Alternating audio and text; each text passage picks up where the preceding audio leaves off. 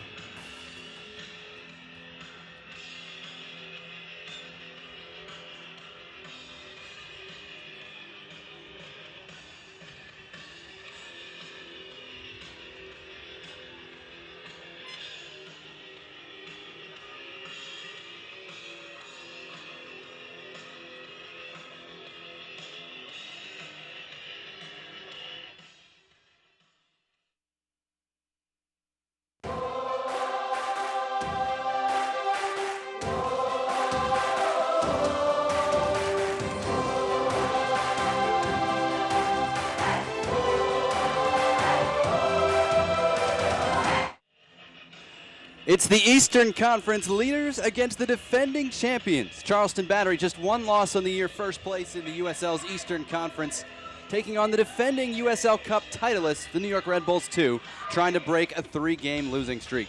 Jonathan Yardley and Christian Dyer with you this afternoon. And Christian, as we turn to look at these two teams, fun name to start with, Miles Robinson on loan from Atlanta United, his second pro game. Second pro game, first ever pick in Atlanta United Super Draft history. Big center back, defending ACC Player of the Year as well. Really strong, going to be back there. Going to be a good battle with this guy right here, Brandon Williams, a player who you're seeing the growth and development, his movement off the ball as well. 6 goals so far this year, and a player who really is the catalyst for the Red Bulls attack. Charleston coming in very hot, unbeaten in 8 games, and that includes a 1-0 win over Bethlehem Steel on Thursday. And so they make 7 changes to the Battery's starting lineup that will run out this afternoon. I call this a 4-4-1-1 with Garbanzo playing just underneath Cordoves. That means Romario Williams, their leading scorer, doesn't start. And Christian, another Atlanta United loanee, 17-year-old Chris Goslin, his pro debut today. Yeah, an exciting player right there. We're going to be playing very much in a number 6 type role. And then for the Red Bulls, a very familiar lineup out there. Look for Derek Etienne to get involved in this game on the wing. Good interchange with the left back and Kevin O'Toole, who likes to push up. Ryan Mara, just his second USL start of the year on loan from the first team. It's the Red Bulls, the defending champs, and the Battery leading the Eastern Conference, going head-to-head when we come back.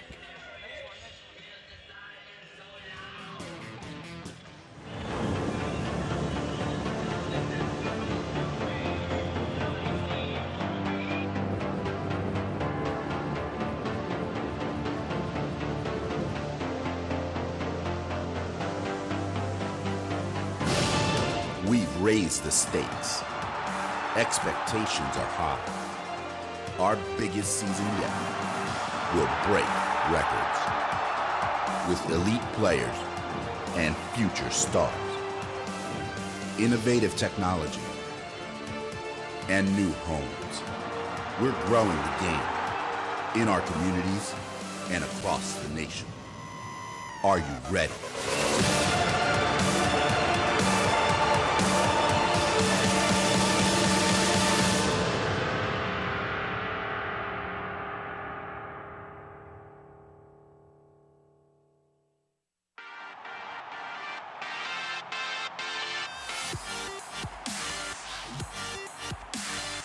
Ready to go. Big-time atmosphere here at Red Bull Arena. Wide shot saved by Robles. Bradley Redfield has scored! The ultimate scoring machine. And New York is on fire. Hashtag New York is red. And who would argue with them?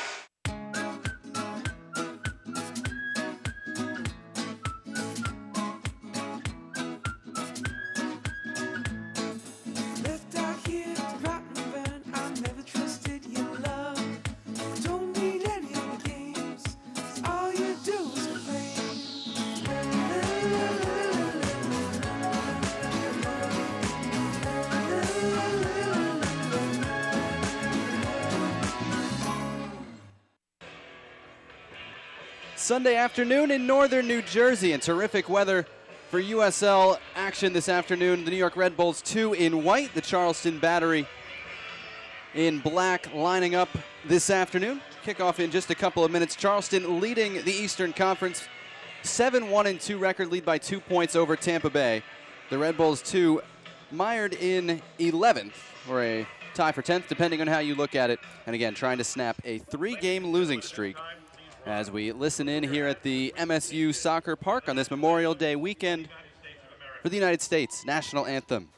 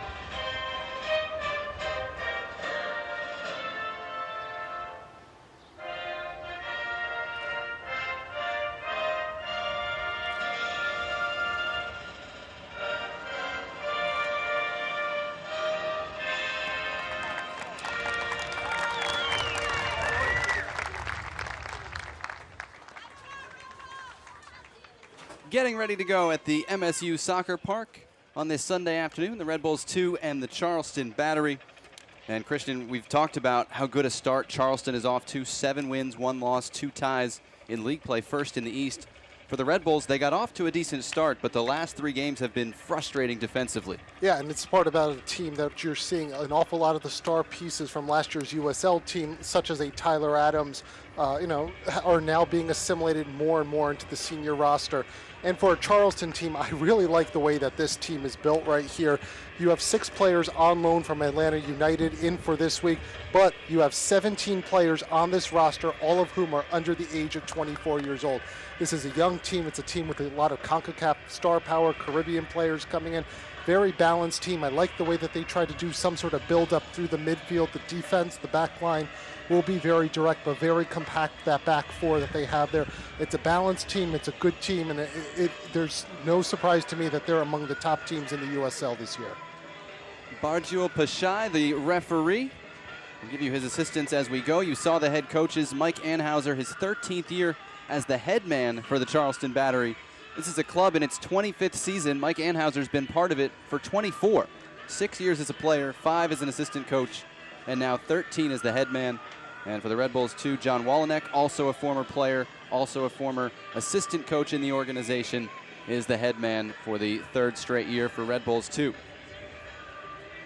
And a little bit of extra boost from Ryan Mera and Derek Etienne, who aren't always with this group, coming down from the first team.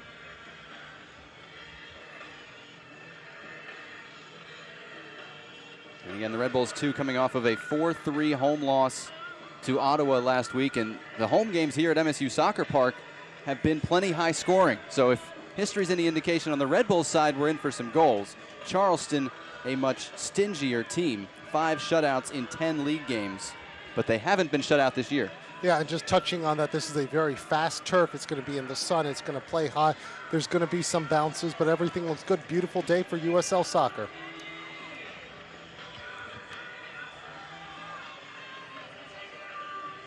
As part of 5 straight road games for Charleston in the 3rd of a 3-game trip. They went to Harrisburg last weekend, Bethlehem Steel midweek, and here in northern New Jersey on Sunday. They'll then play in the Open Cup on Wednesday, so resting some players today, but plenty of firepower available off the bench should they need it.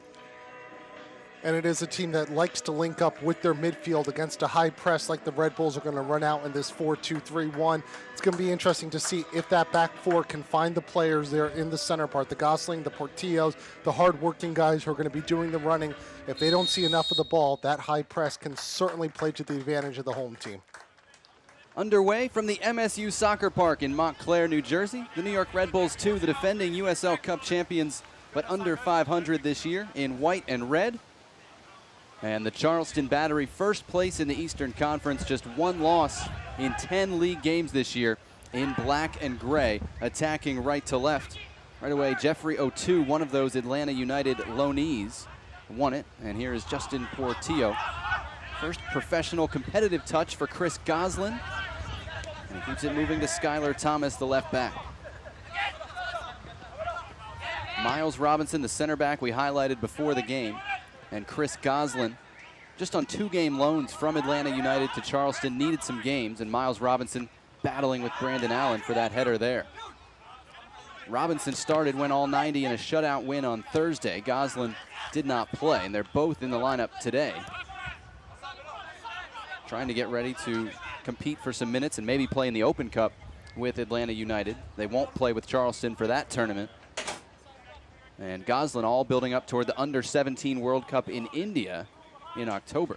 And Goslin getting some experience with this Charleston Battery team last year on loan from Atlanta United, a homegrown player through their developmental system, played in friendlies against Rangers, against the Nigerian Olympic team. No Romario Williams today, but still plenty of speed for Charleston, and that cross sent over the top of everybody. Comes back to the right back, Quentin Griffith. Here's Goslin, all kinds of time. Out wide for Dante Marini. Against David Najim, the Red Bulls 2 right back. Heck of a move, spinning around 1, but Junior Fleming's back to help and make sure Marini didn't get away with that kind of move.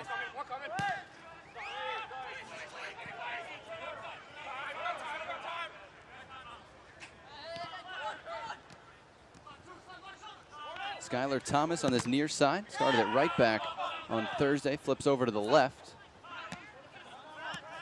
And Hassan Nadam, who had missed a couple of games, back into that Red Bulls 2 starting lineup. Big couple matches over the next couple weeks, John, for Hassan Nadam. He's a player who physically has an awful lot of talent.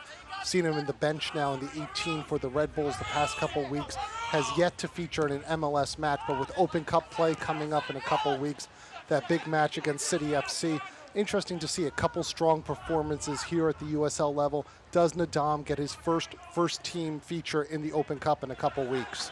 June 14th at Red Bull Arena, the New York Red Bulls, New York City FC. That's going to be a fun one. And for Charleston, they play at the Jacksonville Armada on Wednesday. If they win that game, Christian, they'll play Atlanta United with some overlap in terms of personnel, because Romario Williams, Alex Tambakis, Jeffrey O'Toole are on season-long loan, so they could play against their parent club, whereas I think Goslin and Robinson would not.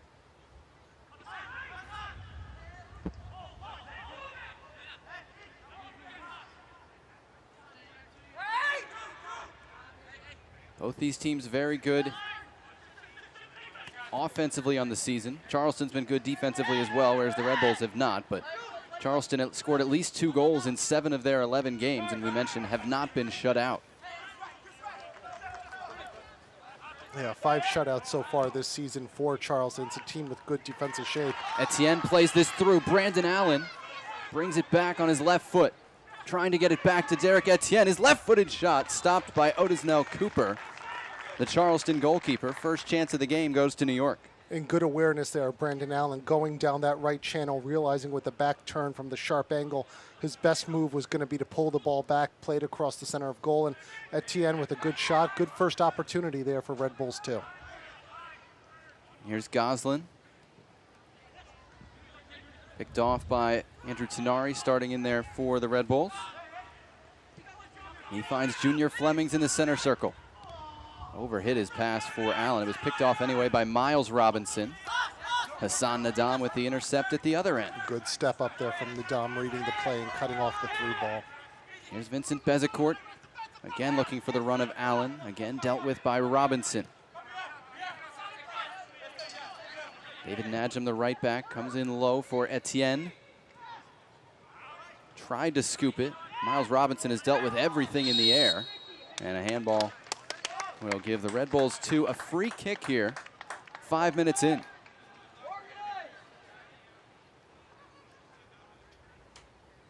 Barjul Pashai electing not to play advantage there as the Red Bulls ran onto it, giving the foul.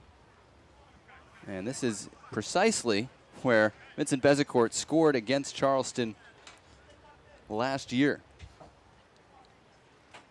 Down in Charleston, a 2-1 Red Bulls 2 win. Odisnell Cooper lining up the wall, has split time in goal for Charleston this year.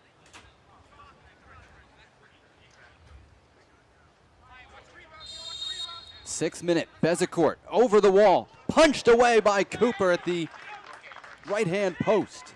Good extension there from Cooper, seeing the ball go over the wall at the last moment and just reacting perfectly, putting it away, not putting it back into the center of play.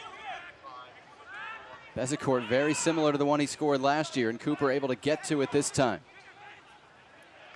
Fleming's low cross got to Brandon Allen, but he was not in a position to turn it on goal. Charleston had the early possession, Christian, but the Red Bulls have had the early chances. And an awful lot of movement off the ball as well. Seems like Charleston's been a little bit slow right now, picking up some of those late runs from the Red Bulls into the 18-yard box. Odisnell Cooper, one of 3 Cuban defectors back in 2012. Defected while in Toronto for a World Cup qualifier. And Charleston has a history of welcoming Cuban defectors. Osvaldo Alonso got his American pro career started with the Battery before moving on to great things with the Seattle Sounders. Whatever happened to him? And so Cooper, Evil Cordoves, who's starting up front, and Michael Chang, who's a winger available off the bench, have all been with Charleston since 2013. Yeah, we talked about Alonso, his impact in MLS. Galindo several years ago, he was a Cuban defector. What he meant to to the league there for several seasons. So it's always been very interesting to see how the Cuban national team players tend to fit in so well into this league and how they can play at the USL and certainly the MLS level. Great turn by Flemings, and Skylar Thomas with a clear foul, and he'll get an early warning from Arjul Pashai, who's a native Albanian. This is his first year reffing in the U.S. after many years in his native country. His assistant, Jovelin Bori, is a compatriot from Albania. Tyler Wyrostek, the assistant on the near side, and Amber O'Connor, the fourth official. Allen gets onto this one in the penalty area. Brings it back outside. This is Najim. Well intercepted by Garbanzo. He hits it long, and the Red Bulls have it covered at the back.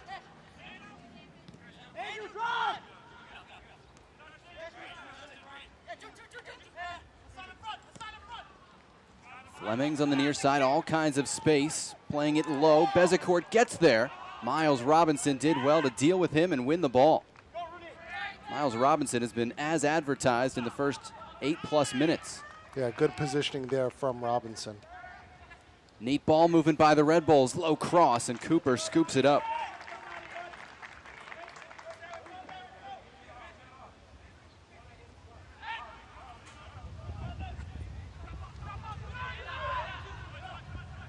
Taylor Mueller sends this one long. Cordoves out-muscled Abidor, and Hassan Nadam won it for the Red Bulls. Bezecourt at the halfway line, trying to play it through, and Etienne hadn't started his run yet. The battery will collect at the back. This is Griffith, the Antiguan right back. Abidor headed that one away. It'll be an Atlanta throw at the halfway line.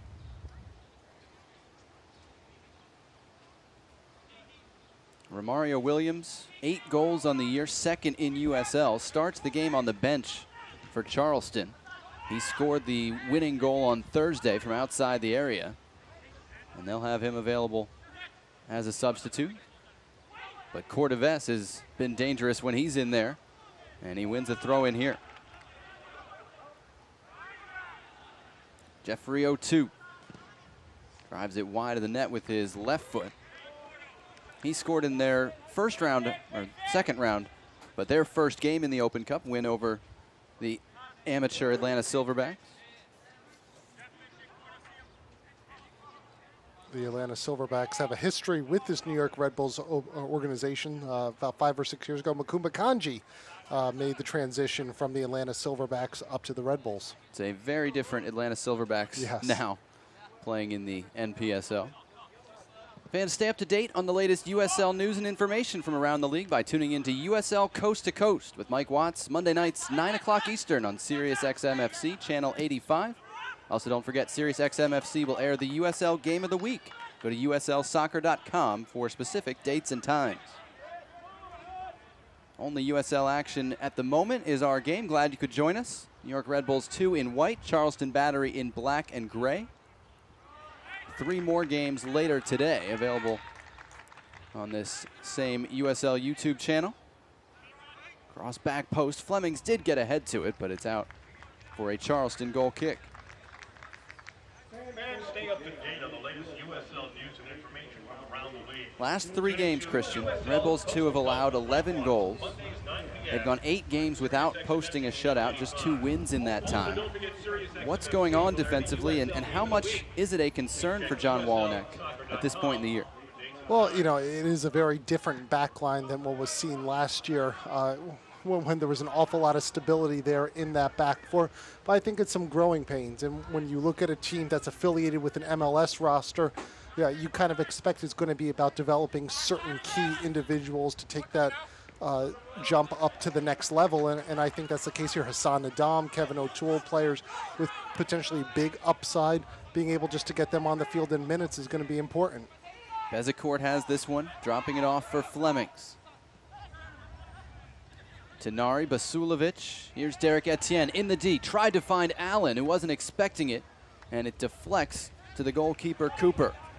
Etienne with the opportunity right there. I think perhaps a little bit unselfish. And now Etienne down at the edge of the 6-yard box. I think just a little unlucky on this one as well in terms of where it caught Derek Etienne. And Charleston does play it out, so a chance for Etienne to gather himself.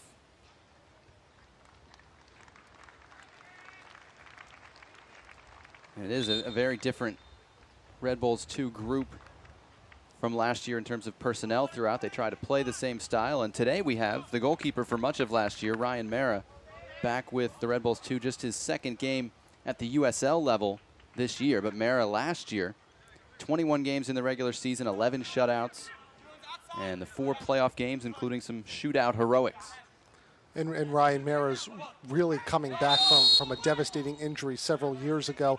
The way he played last year allowed him to make what has been a good transition for him back up to the MLS ranks as the number 2 behind Luis Robles. But a match like this, a great opportunity for him to get some sharpness and see, is he a player who maybe in the Open Cup the Red Bulls are going to run out there?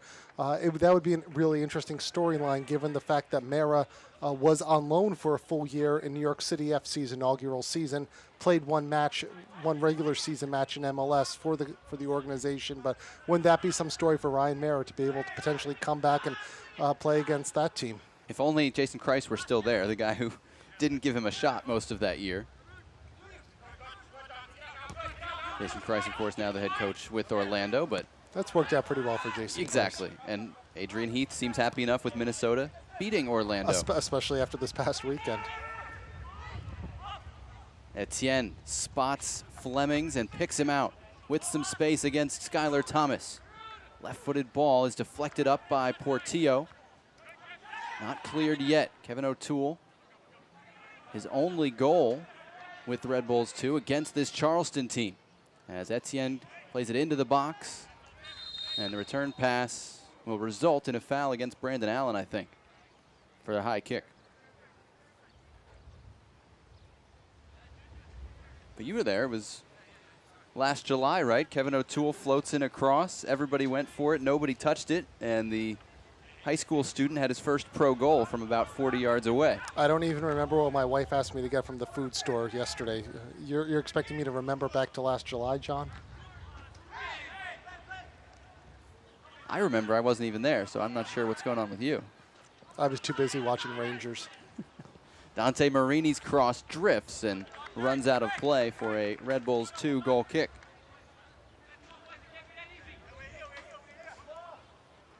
"15 minutes in, no score. Great afternoon, middle day of this 3-day weekend. Sun splashed. Temperature in the upper 60s. Hopefully there's some fans grilling and have the game on in the background. Flemings picks up this one in front of the halfway line. Early ball for Bezecourt, got ahead to it, but wasn't on the same page as Allen, and Mueller heads back to the goalkeeper, Odisnell Cooper. Cooper had been unquestioned starter for 3 years. He was the team MVP, second team All-League in 2015. Then this affiliation agreement starts, and Alex Tambakis split the reps with him last year. Tambakis got the playoff games. Cooper now making his 6th start of 2017. 3 shutouts in the 5 games he's played so far. Still only 25, again, 5 years after defecting.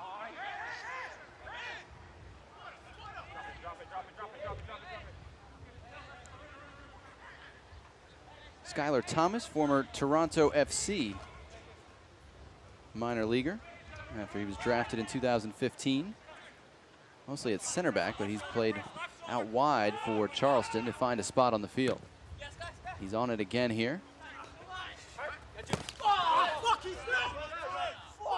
The Red Bulls bench and Junior Flemings were not happy with Thomas, who again had been given a verbal warning earlier. That didn't look like anything malicious, just looked like a really bad first touch. No, just I think Thomas perhaps just a little bit out of control and certainly didn't go in necessarily with the intentions of studs up or anything, but I think perhaps just catching Junior Flemings there, a very quick player, just a little bit late.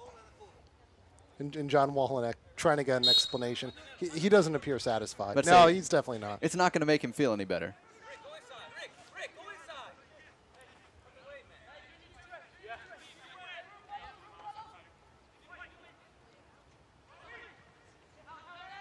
Marini going in for the loose ball. The Red Bulls 2 come away with it and get it to Kevin O'Toole, 18-year-old senior from Montclair High School. Easy, very short drive away. Ben Mines, the other Red Bulls Academy player who'd been seeing regular time, not with the team today, after getting his first pro goal last week.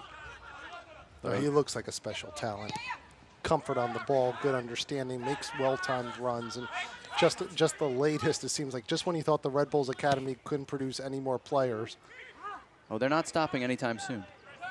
Well, Tyler Adams is proof of that now, getting another start in the Under-20 World Cup. And Jesse Marsh's comments this past week about Adams just being that he's a leader out there. He's an 18-year-old who's a leader on this Under-20 team.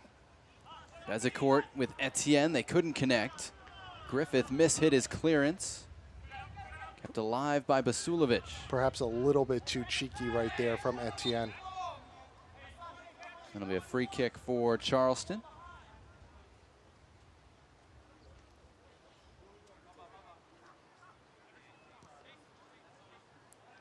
Red Bulls 2 will be at Richmond next weekend, the team against which they opened this facility with a win earlier this year. And then the next home match for the Red Bulls here at MSU Soccer Park, June 11th, Sunday against Louisville City, currently third in the Eastern Conference. A lot of long balls. It's effective when you have speedy front runners like Williams and today Cortevez, but that one turned it over to the Red Bulls.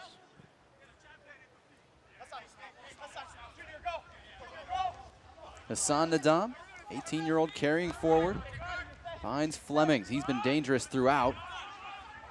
Now Miles Robinson chasing this one with Bezecourt on his back and will shield it out for a goal kick. A correction. Miles Robinson had it read wrong. It's a corner kick. First one of the game for either team, and Bezecourt quickly lines it up.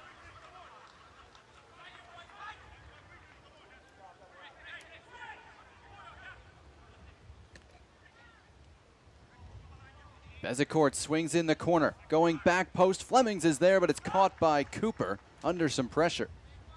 Well read by Cooper. You never want to see that type of ball drop into the 6-yard box. He came out and just was definitive in making sure that he got that. Griffith again trying to time the long ball, looking for Garbanzo. Najim got there. Abador calms things down. This is Arun Basulovic, rookie out of Georgetown in the Red Bulls Academy, on loan from the first team.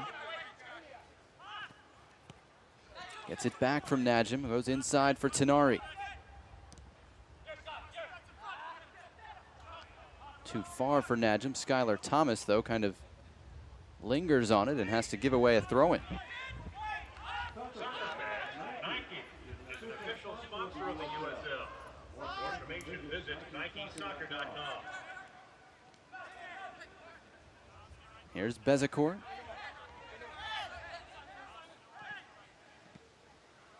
Back and forth with Najim. Can play right or left back.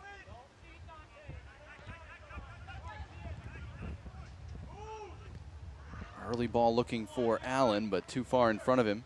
Off the foot of Etienne, who was all the way over on the right and has to sprint full field across to the left to apply the right kind of pressure. And he does so to force a turnover with O'Toole. Slide by Justin Portillo, well done for Charleston. And now Tenari into the tackle, and a yellow card for Andrew Tenari here in the 22nd minute. Hassan Natam not happy about it, but it's the first yellow card of the game. Yeah, and the Columbia grad right there, just reading the play, perhaps a moment too late and just went all the way through the body right there. Again, probably like the play we saw a few moments before, John. Probably nothing malicious, but just a little bit of a lingering play.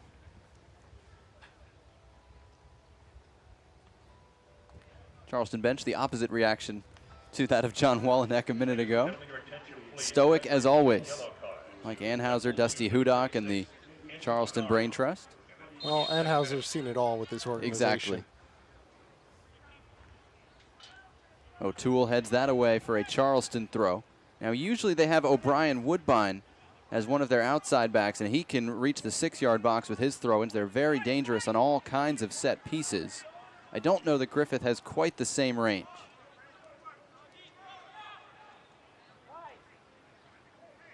Still targeting Cortevas. Abidor with a clear push in the back. Nadam clears it straight up the middle. David Najim heads out of trouble to Arun Basulovic.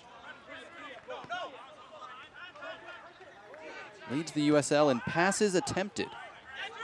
I don't really know what to make of that stat, but comes up right away when you go to the statistical leaders page. Well, Basulovic in his first year here with the Red Bulls organization has come up through the academy system. He's a player, you watch him when he's training with the first team. He has the opportunities from time to time to train with the MLS squad when they need some players integrated into practice. And you can just see the quickness with which he's playing now from this time over a couple months ago. Quick ball movement, pivots well, sits, understands good reading of the game. There's a reason why he's leading Red Bulls 2 in minutes played. He's rock solid back there. He's a real thinking type of central midfielder. And I think when you start talking about players who next year heading into the 2018 season might be knocking on the door for the MLS squad, Basulovic is among the top contenders on my list. That's kind of the MO. Get a solid year, maybe a little bit more of contributing and playing every day at the USL level, and then start to make the transition. Etienne, one of those who's making it, and his ball runs out for a goal kick. Soccer fans, Nike is an official sponsor of the USL. For more information, visit NikeSoccer.com. Stay up to date with all the latest league news and information by visiting. Still scoreless, 24th minute. The best chance of the game came back in the 6th minute when the Red Bulls playmaker Vincent Bezecourt hit a free kick over the wall from about 25 yards. And this man, Odisnell Cooper, went full stretch to his left, our right looking at the goal to punch it away.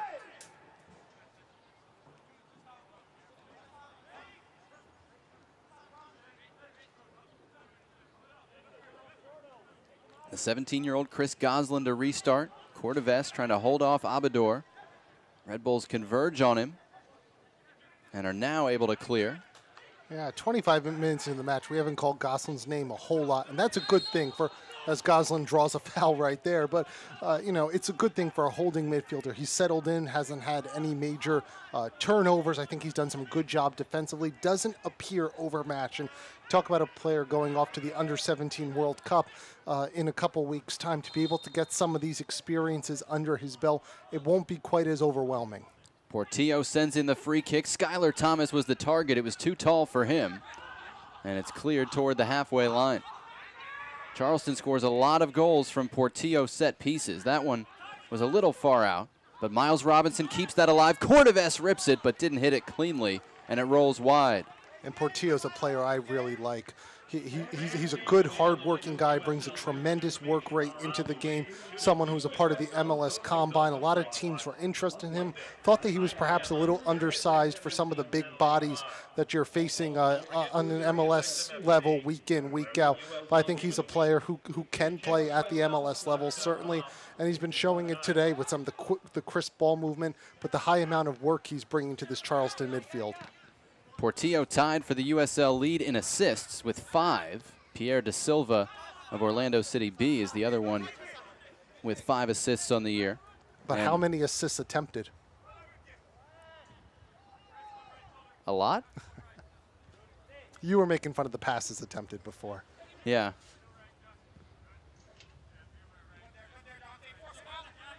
You see Nadam bring it up. John Wallneck looking on. That one was too far for Flemings, but Thomas gave it right to him. Bezecourt getting into the attack, playing it low. Miles Robinson was there again. He's been one of the most influential players in this first half. He's had to be. Basulovic. Right at that line of confrontation at the top of 18 is where Miles Robinson has been standing everybody up. Literally. Tenari beat one. Etienne now for Junior Flemings. They like this matchup against Thomas, but that time Charleston had enough defensive help. Great 1-2 with Etienne. Neat footwork into the box, and he couldn't get around Miles Robinson. Cooper able to clean it up. And that's a danger of Derek Etienne there and his 1v1 abilities, quick touches, able to create for himself. The Haitian Messi. Third game in USL this year for Derek Etienne, who's made 4 starts and 5 substitute appearances at the first team level. All of those without recording a point. No goals, no assists yet. Come for close Etienne. come close a couple times though. He will be breaking into that MLS bank sooner rather than later. 7 goals, 7 assists in USL play last year. Mueller stepped up, but the Red Bulls hold on to it with Etienne on the far side.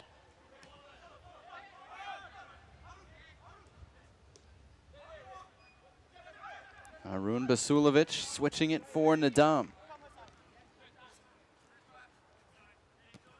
Red Bulls 2 not used to this run of bad results. Even if the priority is always going to be player development, they don't like losing. And 3 straight. When we talked to John Wellenick a couple weeks ago, he wasn't too worried about it. And we talked to him this week after 3 straight losses. Player development is still the priority, but the frustration was clear. And our referee, Mr. Pashai, wants a word with the youngster Kevin O'Toole. Yeah, and when I spoke with John Wellenick a couple weeks ago, I asked him about this. I said, it's been a difficult season for you so far. And he said, I'm okay with that. I don't know if we had enough adversity last year. Charleston trying to take advantage of the fact that O'Toole was getting a warning, took that quickly, and now O'Toole is furious with the official for letting it happen. They took that before O'Toole had been able to go back to his spot and pick up Jeffrey O'Toole, and it's given away a corner kick. And a player like O'Toole, who has the speed that he has the ability to stretch the game, can be dangerous if he gets in behind the back 4. I'd say he doesn't need the head start that they gave him. First corner for Charleston. Portillo's delivery, a good one. And between Robinson and Cordovez, neither got a clean head to it. And Charleston, such a dangerous team on set pieces and restarts. What's the one word that just about everybody would use to describe Charleston? Tall. I was going to say organized, but tall works. Both of those play into set pieces. This will be a battery throw-in on the near side for Skylar Thomas. First year the Red Bulls 2 playing in this facility. And it's the 3rd time Charleston has made the trip up here in USL play. It's the 3rd different venue they're playing at. Played at Columbia University. Played at the Red Bulls training facility in Morris County. And now here at the MSU Soccer Park. Never played at Red Bull Arena. No? Maybe an Open Cup play someday. Someday. Teams did play in the Open Cup back in 2012 with the senior Red Bulls winning 3-0 down at what was then Blackbaud Stadium on Daniel Island. Only one player left from that game on the Charleston side, and that's Taylor Mueller, one of the center backs. Ryan Mara was, of course, part of the Red Bulls back then. So was Connor Lade, who's not available today.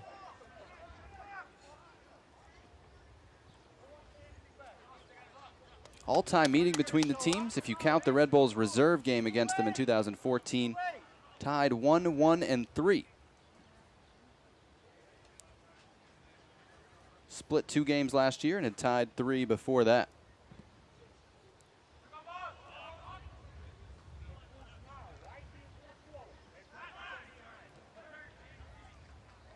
Here's O'Toole, committed to attend Princeton in the fall. I think Jesse Marsh is happy with that decision. Keep a close eye on him.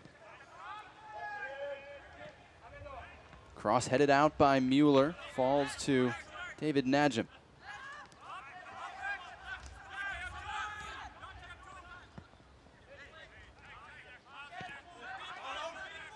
You can see why Basulovic leads the league in passes attempted. He's all over the ball. Yeah, he's very smooth, very confident, knows when to go into those 1v1 situations, but also when just to pivot, turn, and be able to retain possession. Advantage played for the Red Bulls. Tenari chipping it over the top, looking for Allen. Trying to fight through a couple of bodies. Miles Robinson, one of them again. And again, the ball runs to Odisno Cooper.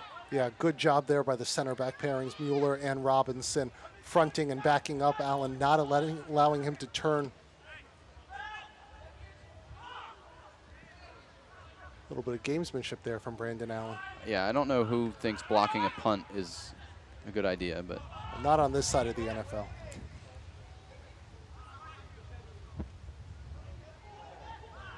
Abador with the intercept, got it to Basulovic.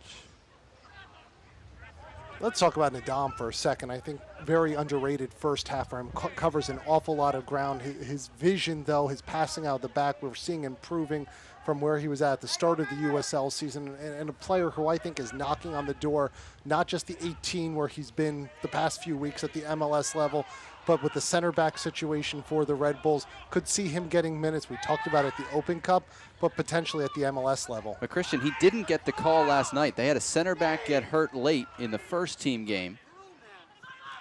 And they went with Connor Lade coming in, pushing Sal Zizzo to center back for the last 5 to 10 minutes. And that may have been more about matchups necessarily, being able to get Lade with his speed, being able to get him in an outside back situation. New England was pushing up, going down the wings a little bit more, perhaps bringing in Lade for some of those 1v1 battle situations in a match like that was a little bit more appropriate. Nadam and Dan Metzger were both on the bench for the Red Bulls first team last night. Neither one saw action, so Nadam is here today. Metzger not available on the game day roster. That took both you and I by surprise, and we haven't gotten a reason yet. Metzger had been starting most games in the middle with Basulovic, so Andrew Tenari on the ball here gets the call today. Gave that one away to Portillo. Exchanges passes with Garbanzo. Here's Goslin. Just turned 17 2 weeks ago, and he's stripped by the Columbia grad Tenari. Brandon Allen wants to get it back to Tenari, again attacking against Skylar Thomas. Pulled it back on him, crossed it far post, nobody there in white and red. Griffith headed it away for 0-2. Here's Portillo. Head up, finds the run of Cordoves. Nadam puts enough pressure on to win a throw. But look at that from Nadam, about ready to cut off the pass, but with enough hip control and pace to be able to then back up, to be able to play back up and be able to force the throw in.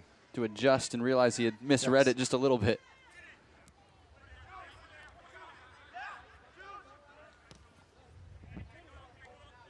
Abador and Nadam have switched sides for the moment since Nadam made that run. Here's Bezecourt finding David Najam in space. Chance to get a cross in, sends it low. Junior Fleming's shot was blocked, and Etienne is called offside near the goal line. It'll be a free kick for Charleston. But like that right there from Junior Fleming, sitting about 12 yards out in that little pocket. Najam with the understanding to pull that ball back. If you're Tata Martino, the Atlanta manager, first of all, you'd know a lot more about soccer. But second of all, as this one will fall to Mara with Cordoves chasing, you know, you send a guy on loan in Miles Robinson, and Thursday it didn't seem like Bethlehem Steel tested him all that much. They had a shutout.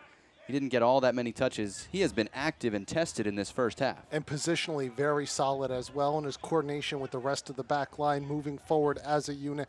Really a seamless transition right now for Robinson in his second professional game.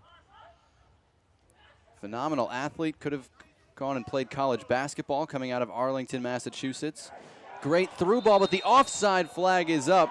Bezecourt flagged off as Tenari played it through.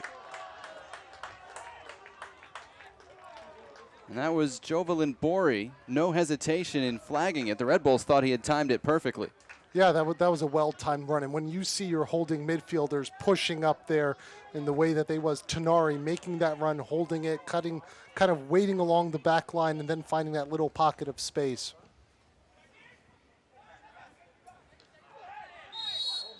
Nadam called for a foul in that physical battle with Cordoves.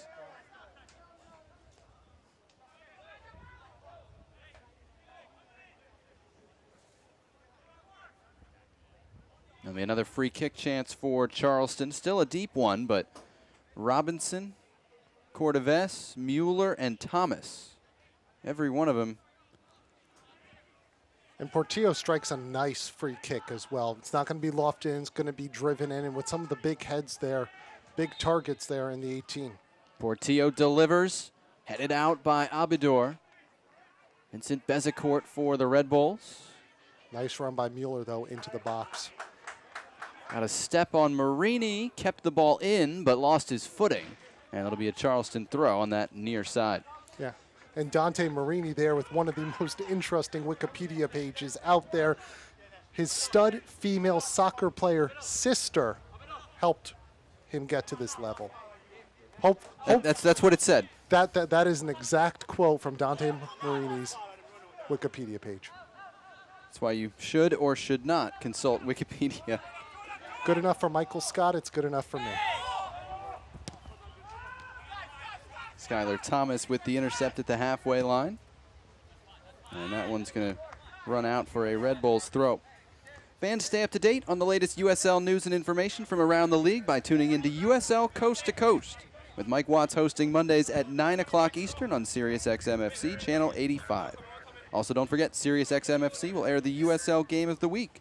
Go to uslsoccer.com for dates and times.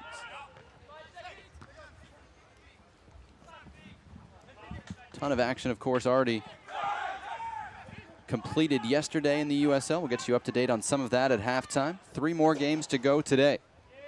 Charleston attacking, and Abador over in a hurry to clear it for a throw-in. Yeah, Charleston almost exclusively in this first half going down that right flank. Both teams seem to think the opponent's left back is maybe the weak link on the back line.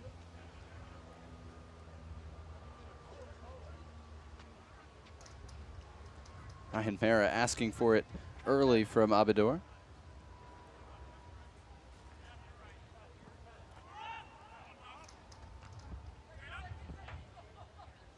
Goslin won the second header, but Tenari will send it all the way back to Mara, now 26 in his 6th pro season.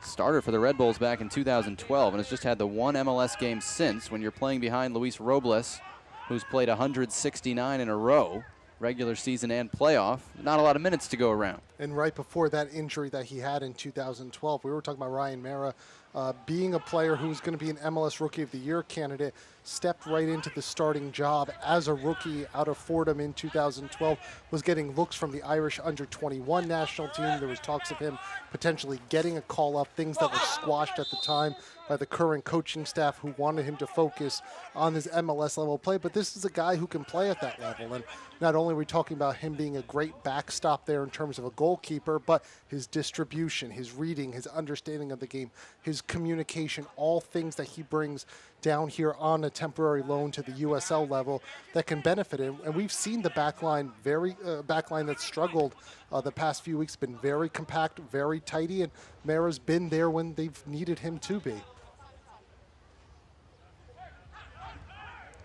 Chance for Basulovic to turn. Now Brandon Allen in the center circle. O'Toole making the run, the left back. Now he gets it.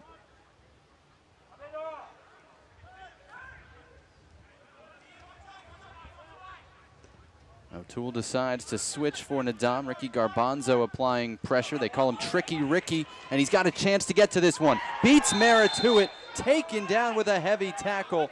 Mara goes down, he's gonna get a card. Well, maybe fortunate only to have a yellow card on that one. And that's a learning moment there from Hassan Nadam. You can see him raising his hand. A bad back pass, but a little concerned now about Ryan Mara as he's down on the turf. May have just gotten stuck in a little bit. You can see Dante Marini arguing wanting a red card. I don't think there was much chance of that, which is what Bargio Pashai was motioning. There were defenders covering, and the ball was not going anywhere near the goal. Yeah, but it was a challenge from Ryan Mara, obviously being hung out to dry a little bit by his back line, but coming in, had to be decisive about it, certainly, but let's see if this was a studs-up challenge or not. My favorite part was if you looked all the way to the left, John Wolynek just dropped his head before Mara was anywhere near the ball. As soon as he saw the back pass, John Wolynek's head just went whoop. So a yellow card to Mara, 42nd minute, and a much more dangerous free kick for the Charleston Battery. But look what happens when Charleston, who has some hardworking players up top, when they are pressing. You talked about Tricky Ricky Garbanzo up there. He's a high work rate kind of guy, makes a lot of hard runs. When they put some pressure on this Red Bulls back line, they can create some turnovers, create some opportunities. Better stuff from Charleston now the final 5 minutes or so.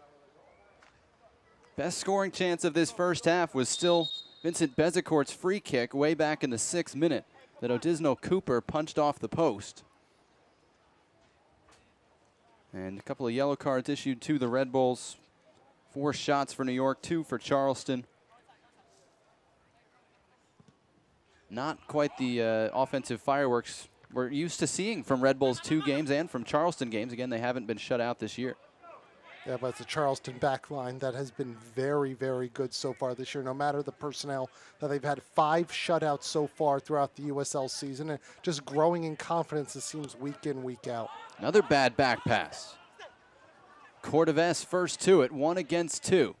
Doesn't have anybody in a black and gray shirt within 15 yards. Now Marini comes over to help.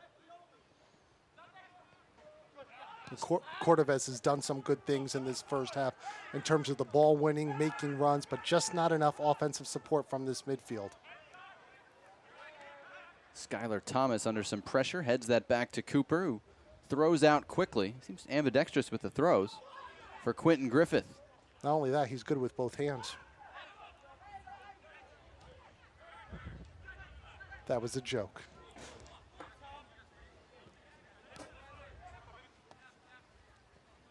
I was waiting for the cymbal crash, but we didn't have that effect queued up. Great run by Marini, running through 4 players, and he runs into the center backs from the Red Bulls and winds up on the turf. There were 2 of them there, and Barjul Pashai picks out Hassan Nadam for the yellow card.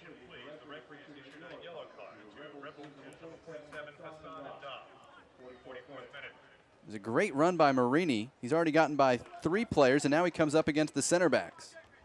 And both the center backs just kind of cut off the challenge there. Nadam, a little bit of a high elbow, perhaps. In an MLS game, is that even a foul? Well, maybe if it's David Villa on the ball. Free kick is in the D, so 21 yards out for Justin Portillo, 24-year-old from Coastal Carolina. 1 goal on the year from a penalty kick.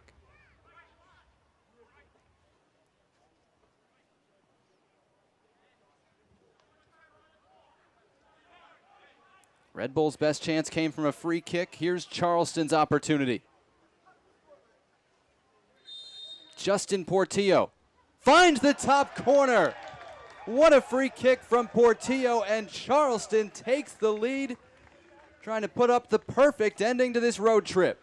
Yeah, and very much against the run of play here. Charleston hung in. As the first half wore on, I think grew in some confidence. They've been blending in a lot of guys into the starting 11 on loan, but we talked about Portillo and how special he is on set pieces.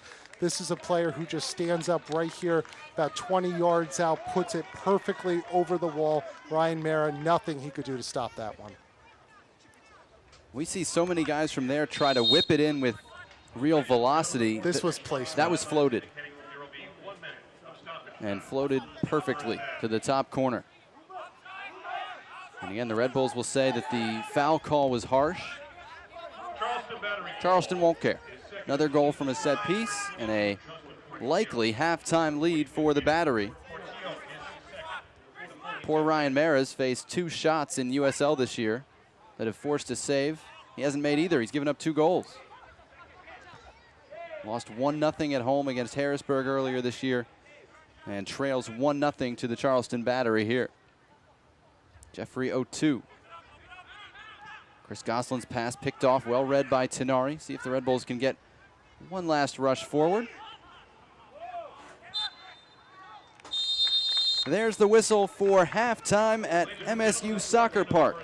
Justin Portillo's free kick just before the break gives the Charleston Battery, first in the Eastern Conference, the lead as they try to extend their unbeaten streak to 9 and extend their lead at the top of the standings. Christian, takeaways from the first half on each side.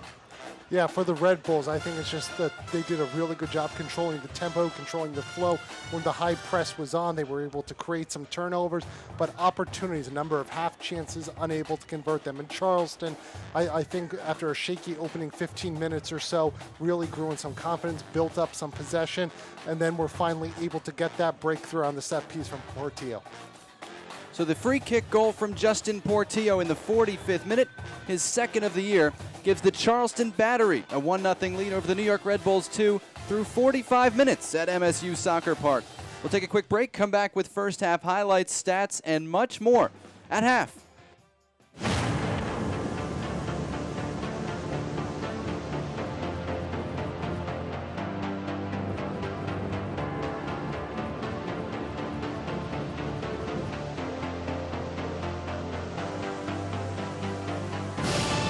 We've raised the stakes. Expectations are high.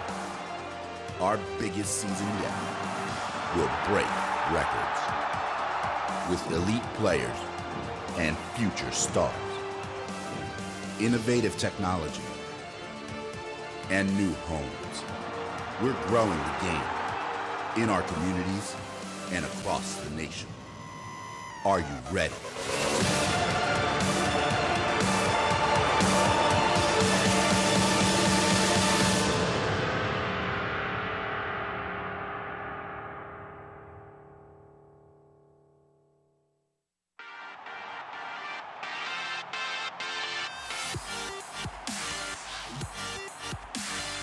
Ready to go. Big time atmosphere here at Red Bull Arena.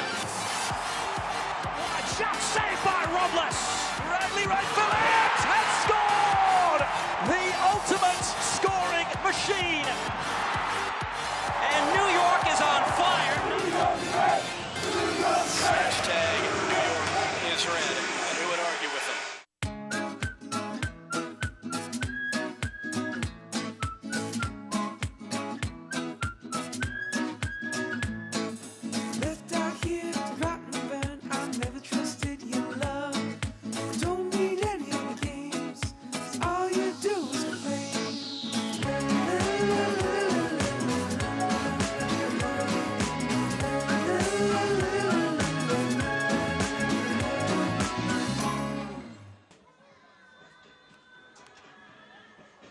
Halftime at the MSU Soccer Park in northern New Jersey, with the Charleston Battery leading the New York Red Bulls to 1-0 in United Soccer League action this afternoon.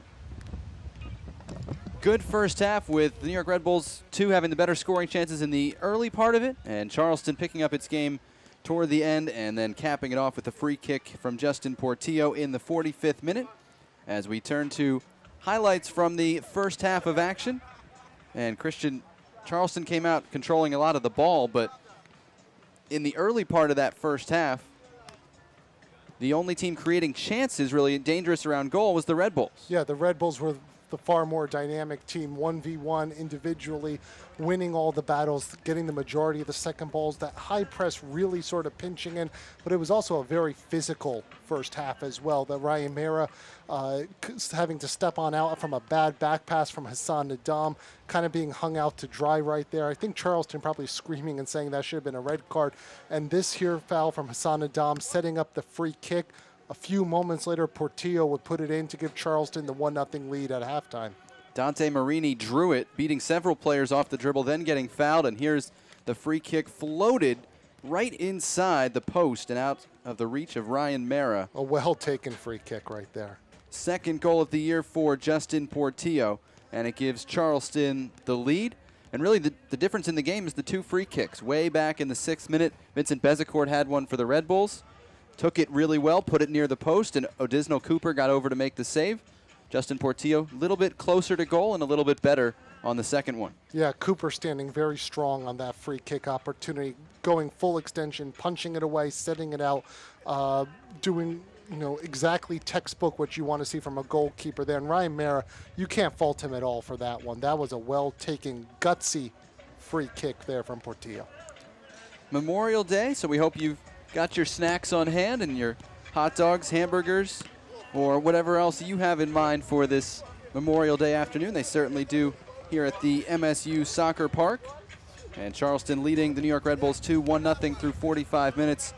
Christian, one thing we were ready to watch was that matchup between Miles Robinson, number 2 pick, his second pro game, and Brandon Allen, the Red Bulls forward.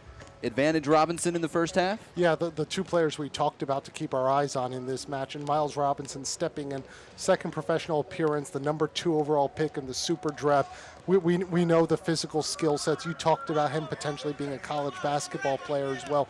Strong in the air, but what was impressive to me, John, was the fact that he read the game so well, intercepted, was decisive in terms of his positioning and his tactical understanding. And Brandon Allen, we saw dropping back almost into the midfield to get the ball at times. I understand the frustration as a striker, but you got to be able to stay up top and be a reliable outlet as well. The halftime score from Northern New Jersey, the Charleston Battery 1 and the New York Red Bulls 2-0. Much more still to come. Here is my handle and here is my spout.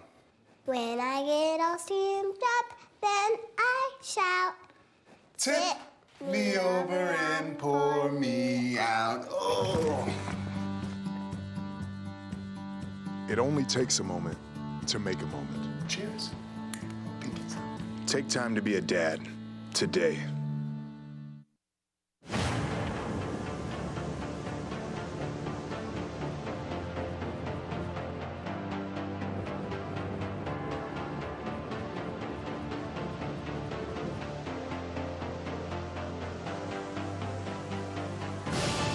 We've raised the stakes. Expectations are high. Our biggest season yet will break records with elite players and future stars. Innovative technology and new homes. We're growing the game in our communities and across the nation. Are you ready?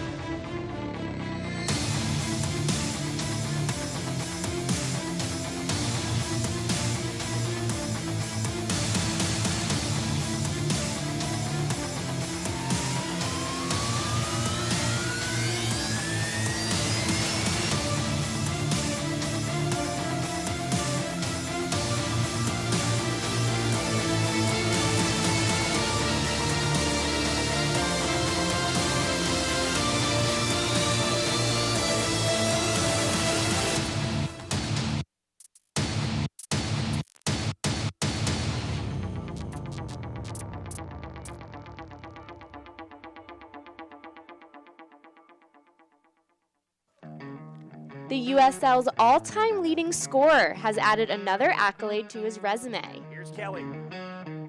And he's got the hat trick! Dane Kelly has done it again!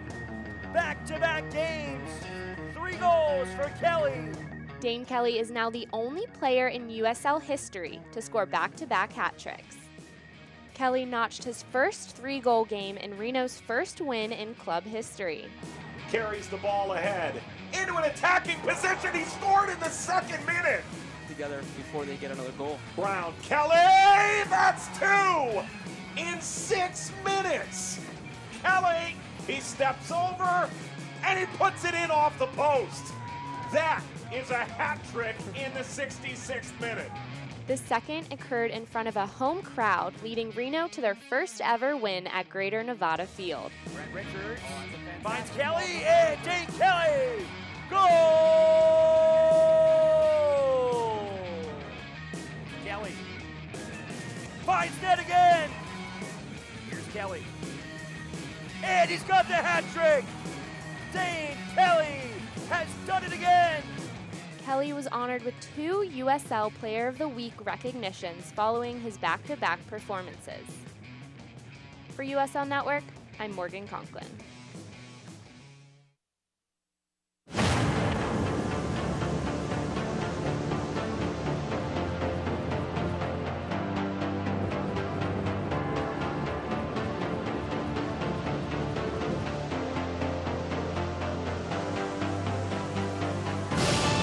We've raised the stakes. Expectations are high. Our biggest season yet will break records with elite players and future stars. Innovative technology and new homes. We're growing the game in our communities and across the nation. Are you ready?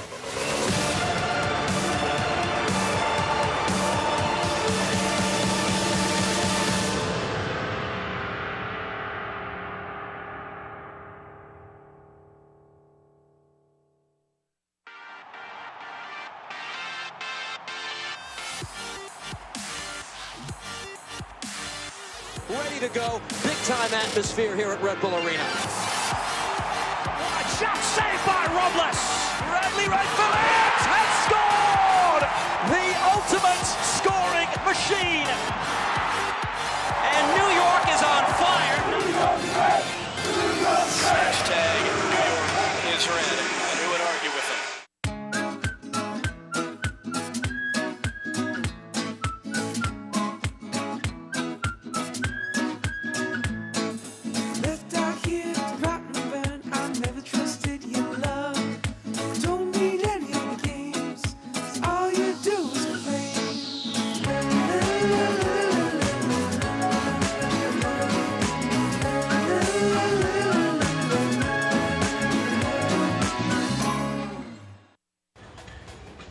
Welcome back to the MSU Soccer Park in northern New Jersey. The Charleston Battery leading the New York Red Bulls 2, 1-0 at halftime. Alongside Christian Dyer, I'm Jonathan Yardley.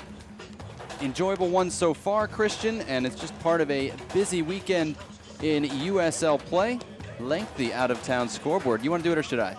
This has you written all over it. Friday night, San Antonio FC, unbeaten first in the West, took down Swope Park Rangers on the road 1-0. Yesterday, the Ottawa Fury, you saw them here last week. They can put up some goals. Beat the Richmond Kickers 5-3 in front of almost 4,300 up in Ottawa. Saito Seoane with 2 of those goals and a 90th minute tap on to boot. FC Cincinnati drew another 18,000 fans, beat Toronto FC 2 by a 1-0 margin. Charlotte Independence beat Orlando City B on the road 3-1. Goals from David Estrada, Enzo Martinez, and Jorge Herrera. Tampa Bay Rowdies, second in the East, were held to a 1-1 tie by St. Louis FC. Had to get a goal late to do that in front of more than 6,000. Entertaining one last night. Colorado Springs Switchbacks 3. Reno 1868 3. Dane Kelly, his league-leading 10th goal of the year. Antoine Hoppeneau scored twice as well for Reno. Tulsa Roughnecks beat the Portland Timbers 3-1. Tulsa up into third in the West, in front of 3,500 or so in Oklahoma. And then the Phoenix Rising beating LA Galaxy 2-1 last night. Goals from Eric Avila and Jason Johnson. Later today, Bethlehem Steel hosting Harrisburg at 5 o'clock Eastern. The Seattle Sounders 2 hosting Sacramento Republic, also 5 o'clock Eastern, 2 o'clock on the West Coast. And Vancouver hosting the Real Monarchs, 6 o'clock Eastern, 3 o'clock in British Columbia. It's your out-of-town scoreboard, brought to you by JY and KD.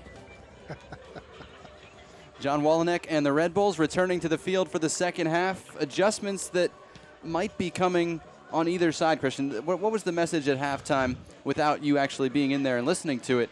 What would you expect each side and the head coach was telling his players? Well, I think Charleston did a little bit of a better job with their midfield shape about the final 15, 20 minutes of the first half. Seemed a bit more compact. They were trying to snuff out and really minimize the central play of Red Bull 2. And then on the counterattack, there was more sustained build-up, less just long ball. I think they figured out how to circumvent some of the high press from Red Bulls 2. And if I'm John Walenek and I'm talking to my team, I'm saying that there were some good things, but those individual breakdowns in the back line, and we talked about it, a lot of new bodies into this back four, players that you're trying to get ready for the next level, like Kevin O'Toole at some point down the road, Hassan Nadam, who will be starting for this club at some point sooner rather than later, I would have to think, with his development, his trajectory, trying to cut down on the individual mistakes, realizing that with young players, you're going to have these moments, but they're learning moments, not to get hung up on it, but try to get a result out of this match. You love some Hassan Nadam. I'm very high in Nadam. I think he's going to be a player we're going to see at some point playing for Cameroon. That certainly seems to be his level. The amount of space that he can cover, his reading of the game, the ability. It's the little things he needs to work on, but the kid's hardworking. He is humble. I do think he's going to be a starter and potentially a star at the MLS level.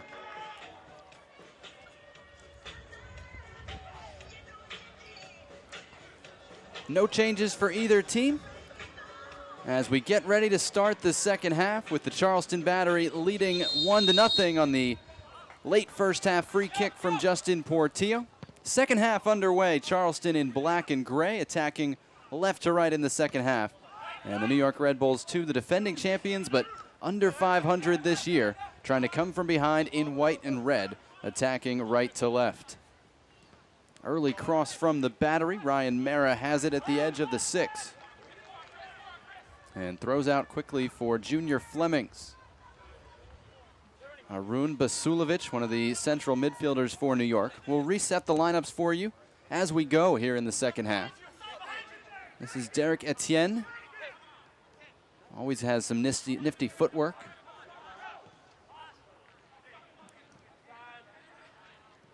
David Najim, the Red Bulls right back, wide for Junior Flemings.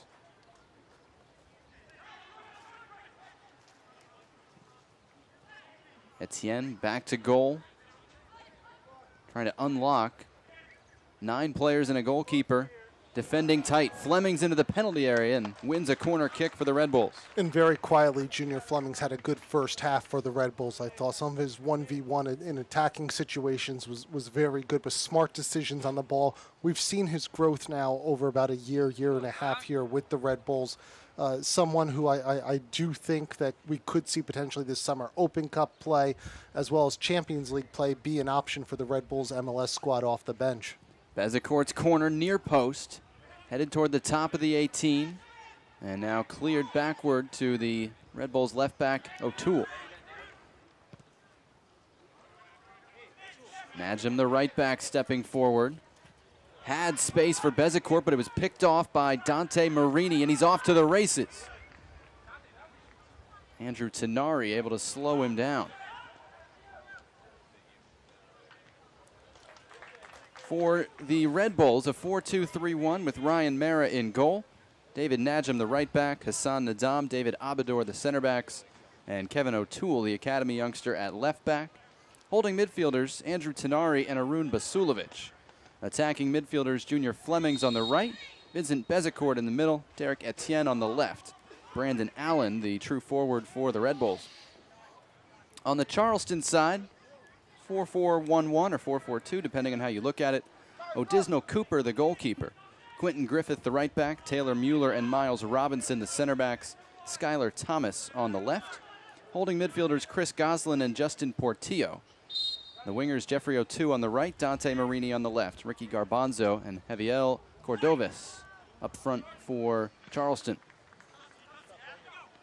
Red Bulls able to deal with that free kick from Portillo. It'll be a Battery throw on the near side.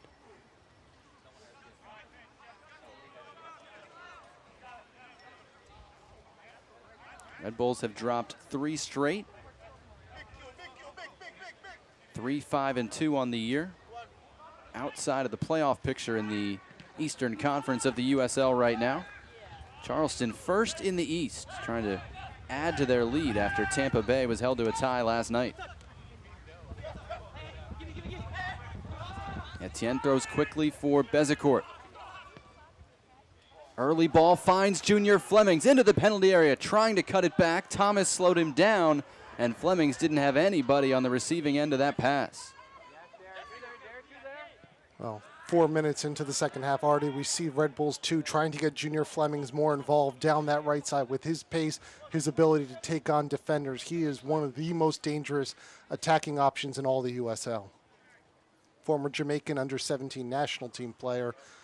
Certainly has looked the part when you see him as well in training on a daily basis with the USL team. Perhaps their most dynamic attacking player in the final third, very decisive. Also very good when he trains with the MLS squad, doesn't look out of place. Here's O'Toole, the left back. Corner of the penalty area, lays it off for Etienne, wants it on that right foot. hit the official trying to pass it, and Charleston will just knock it the other way. Nice header by Abidor to cushion it down for Nadam. Here's Fleming, still only 21, 3 goals on the year.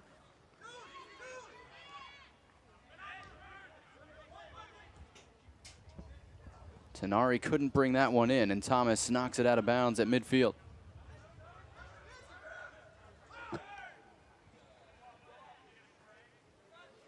This is Basulovic backward for Abidor.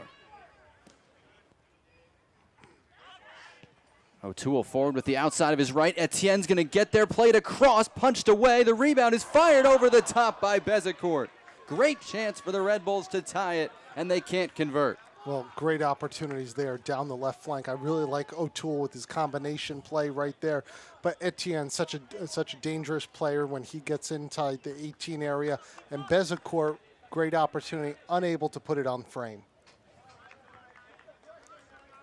O'Toole, everyone in the building thinks he's looking to play the ball with his left foot, and he takes it a half step early with the outside of his right.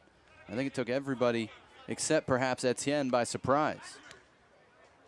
Tenari got involved in a wrestling match, kept the ball moving for New York. Good defense by Marini, and he hits an early one that finds Cortevas behind the defense. Ryan Mara able to clean that one up successfully. Good play by Mara, staying connected.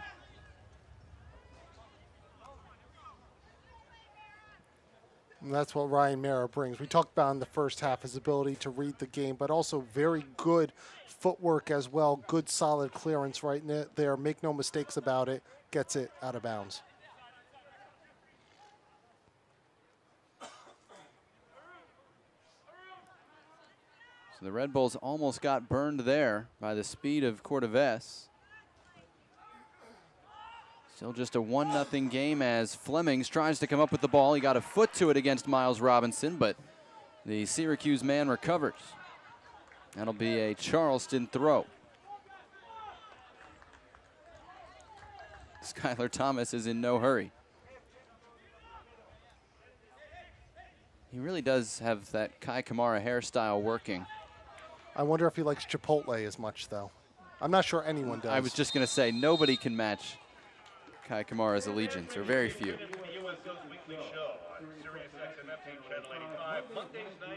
Fans, stay up to date on the latest USL news and information from around the league by tuning into USL Coast to Coast with Mike Watts, Mondays at 9 o'clock Eastern on SiriusXM FC, Channel 85. Also, don't forget, SiriusXM FC will air the USL Game of the Week. You can go to uslsoccer.com for dates and times. Brandon Allen trying to get this into the area, finds Derek Etienne. It's deflected and rolls wide. Red Bulls thought it hit a hand. It'll just be a corner kick. New York banging on the door early in the second half. And an awful lot of the ball being found there on that left channel. Bezecourt floating out there. Derek Etienne, again, very dangerous in 1v1 situations. Charleston's going to have to keep an eye on this now in the second half. Vincent Bezecourt lining up New York's third corner kick of the game. Bezecourt sends it in. Headed by Flemings, and he ties the score. The New York Red Bulls come out hot in the second half, and Junior Flemings has his goal to tie it up. Well, that was a well-taken goal. His goal celebration might need a little bit of work right there. I'm not sure what the shimmy he was trying to do, but this is a player who I think has MLS quality right here and rising so well. I mean, this was a well-taken corner kick here from Vincent Bezecourt, but Junior Flemings parked there on the edge of the 6-yard area, making his run. Well taken right over. Oh, beautifully taken header right there.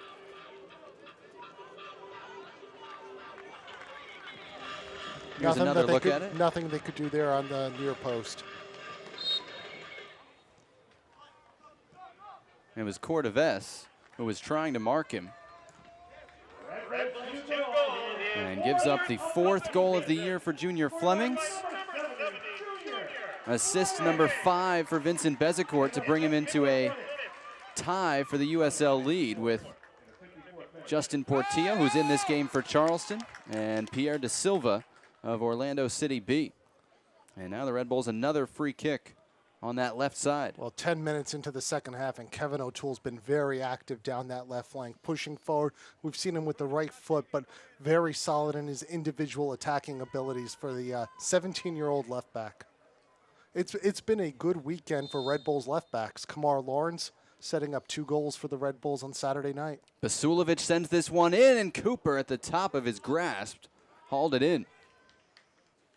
That wasn't as easy as it looked there for Cooper right on the goal line. His body positioning and control was outstanding. It's been a good match for Cooper. He's had a lot to do.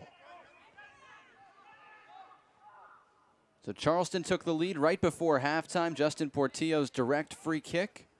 And the Red Bulls tie it early in the second half. 54th minute will be the scoring. Junior Flemings heading in a corner kick from Vincent Bezecourt. Cordoves stood up by Hassan Nadam. Great one-on-one defending, and I think it had him pumped up too. Starts it the other way for New York. Bezecourt flying forward. Gonna take it himself, and he drove it wide of the target. Bit of a letdown in the end. Well, Red Bull 2's beginning to feel it. Winning balls individually. Hassan Nadam winning his battle there. And then on the counterattack, Bezecourt from about 20 yards out. Probably wants to get that opportunity back. Would love to put that one on frame. But we're beginning to see that the attacking components for the Red Bulls, their top 4 players, those high 4 players right there, really beginning to combine with one another.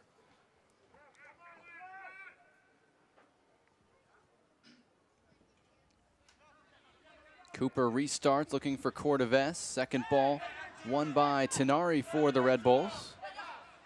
New York, really the aggressor in every way in the first 11 minutes here of the second half. I guess Charleston had the one chance on the long ball to Cordoves. And Charleston wouldn't surprise me to see if maybe they make a change or two. You have a Mario Williams with his 8 goals, tied for second most in the USL, sitting on the bench. Just his skill set is screaming for an opportunity to get on the field in this game. Substitutes getting ready for both teams as Charleston throws quickly for Cordoves. Matched up with Abador, drives it low right at Ryan Mara. First stop for the Red Bulls goalkeeper on loan this afternoon.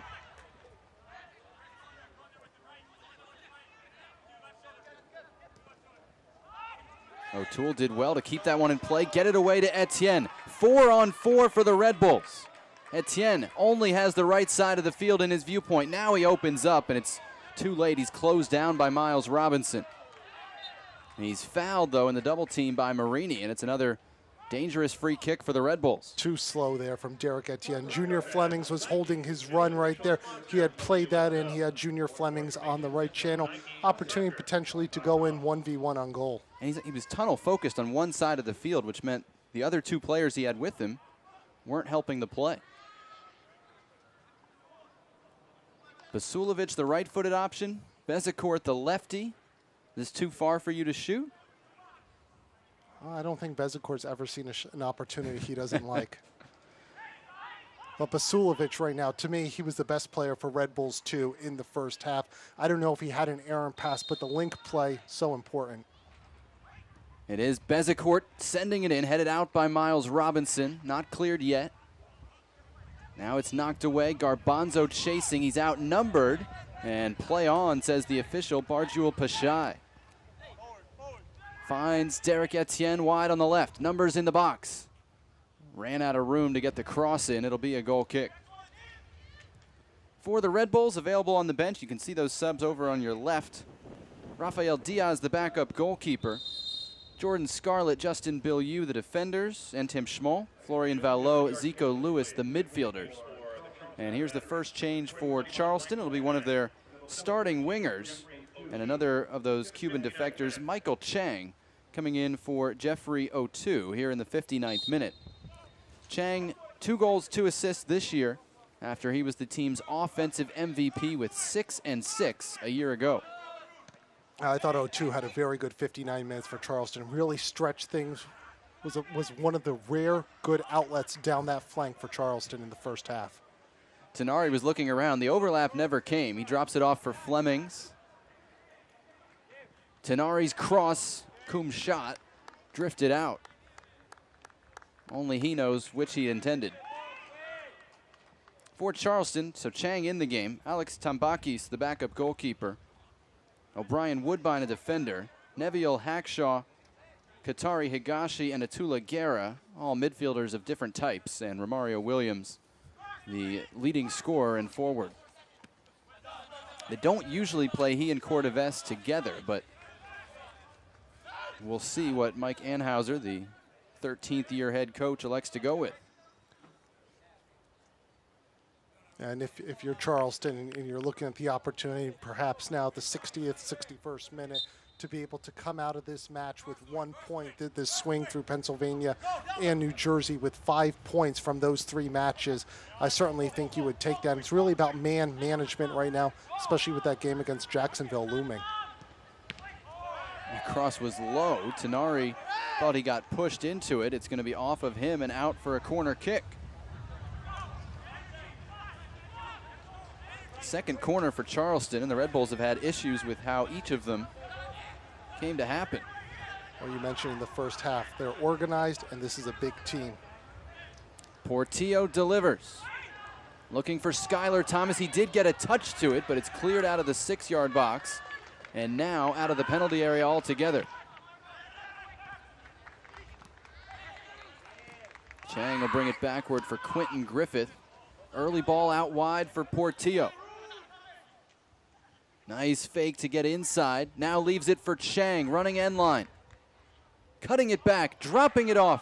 Miles Robinson had his shot blocked. And I don't think Robinson could believe that he was that wide open in the area. Sort of hesitated a little bit, but better here from Charleston. Sustained possession, switching fields, finding space out there on the wings. Really been missing from Charleston through the first 15 minutes of the second half. Bezecourt and Portillo both went for one midair, and Bezecourt was called for a high boot, so another dangerous free kick for Charleston. Many of Portillo's 5 assists have come from these situations. He sends it in back post. Wide open header is off the post, and the rebound can't be put on target. The offside flag was up anyway. Unclear whether that was on the original shot or the follow-up. And John Walenek and the Red Bulls breathe a sigh of relief. Well, we talked about their organization and how deadly this Charleston team is on set pieces. So many of their goals this year coming in dead ball situations. It's something that Red Bulls 2 is going to have to take care of and really going to have to manage out there on the field their assignments, their marking assignments. And not let them happen in the first place when at all possible. That means being smart in your own half. Well, now we're just nitpicking. Thought we were developing pros. Doesn't that mean nitpicking?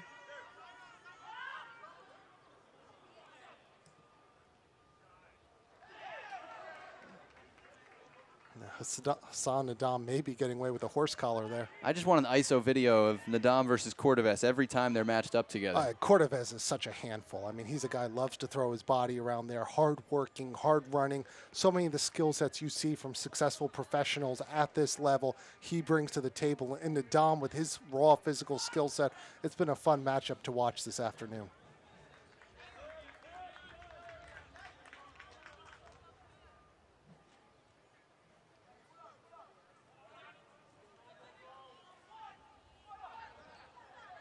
Cortevess outnumbered there. Runs into Tenari and is called for the foul. He's a wrecking ball out there, but he's a passionate player.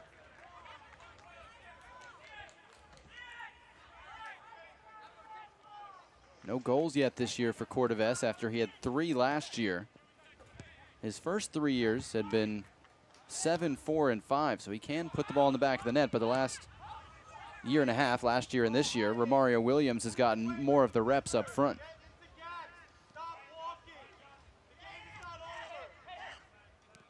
And for all Romario Williams has not been able to break through at the MLS level, he has terrific numbers and production in USL.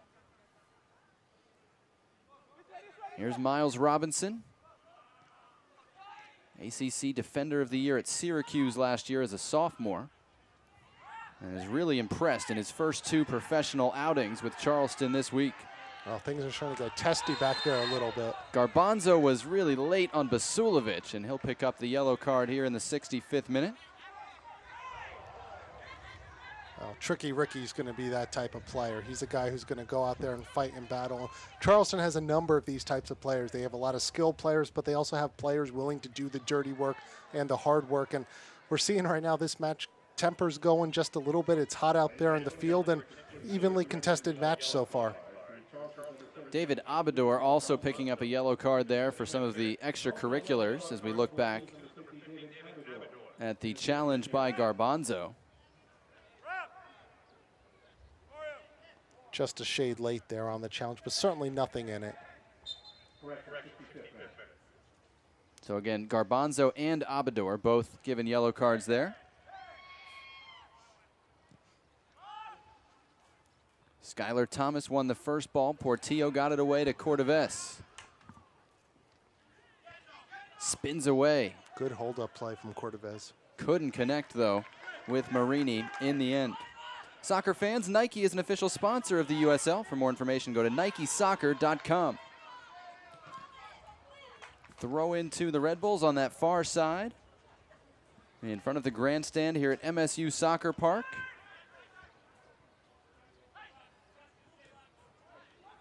Red Bulls had trained here before they opened their own training facility, but games here in the long-term home of the USL club. I think it's been a fantastic move for the organization. It's a really good environment for the players, and I think a potentially more intimate environment as well. Just when you're talking about making pros and developing pros, these types of games, these types of moments, this type of atmosphere, rather than Red Bull Arena, which is fantastic at the MLS level, but this really works well, I think, for the USL team and gives them a sense of community.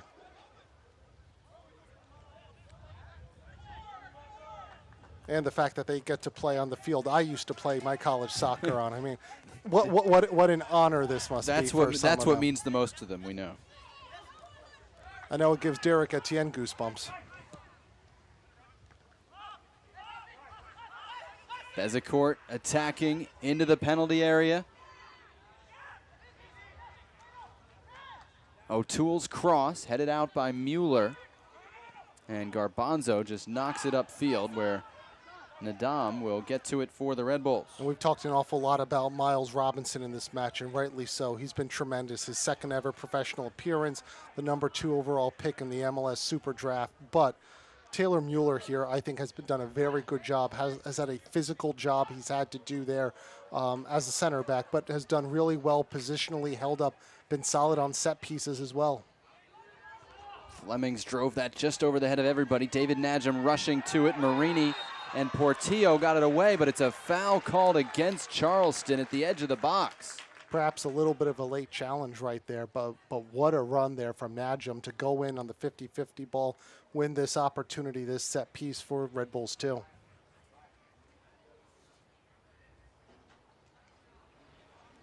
Similar spot to the one from which Bezecourt was denied by Cooper back in the 6th minute.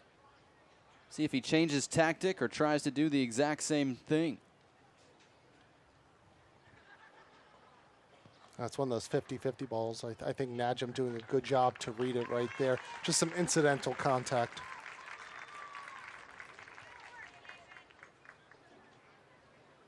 It was given as a direct free kick, not as a high boot, which would have been indirect. So Bezecourt can shoot this. Bezecourt going for goal, drives it low right to Cooper. May have taken a slight touch on the wall. Yeah, a little bit of a deflection there from one of the bodies inside the penalty area. Not difficult in the end for Odisnell Cooper. Odisnell, I'm sorry.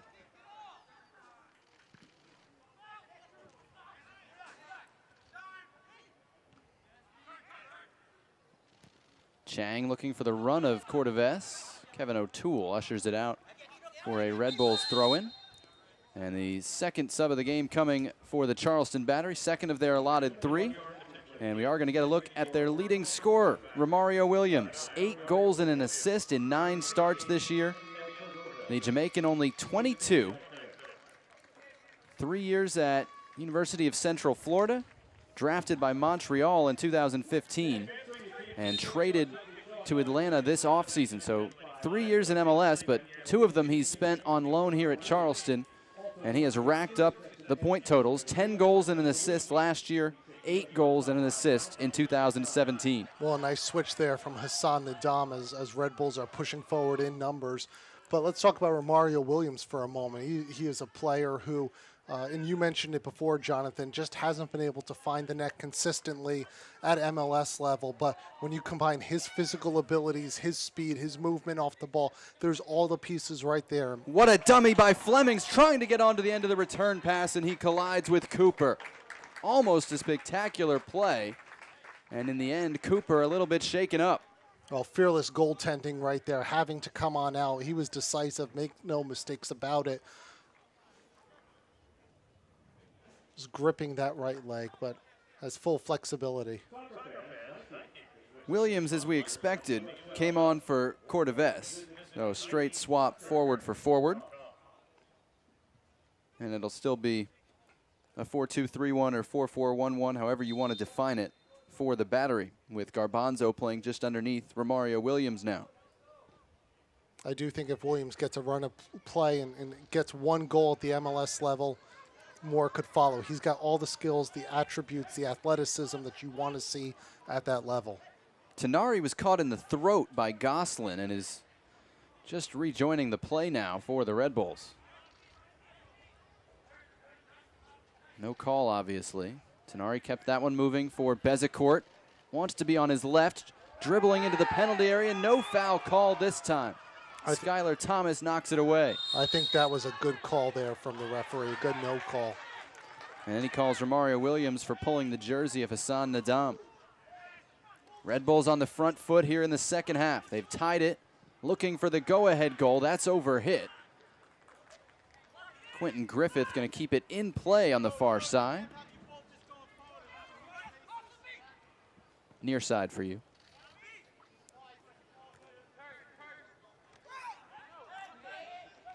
This is Romario Williams holding off Abidor. Playing it ahead for Michael Chang. Cutting onto his left. Has Goslin backward. Goslin going to shoot it himself, and he sends it toward level 2. Just short of level 2 in the parking garage. I hope that didn't hit my ride. I hope so too.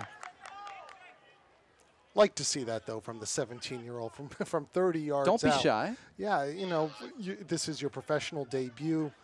Just to go out there and just be able to play the way he has. We haven't called his name for any types of miscues. He's had 1 or 2 passes given away, but you look about his stability that he's brought positionally. I think he's done a good job in the channels.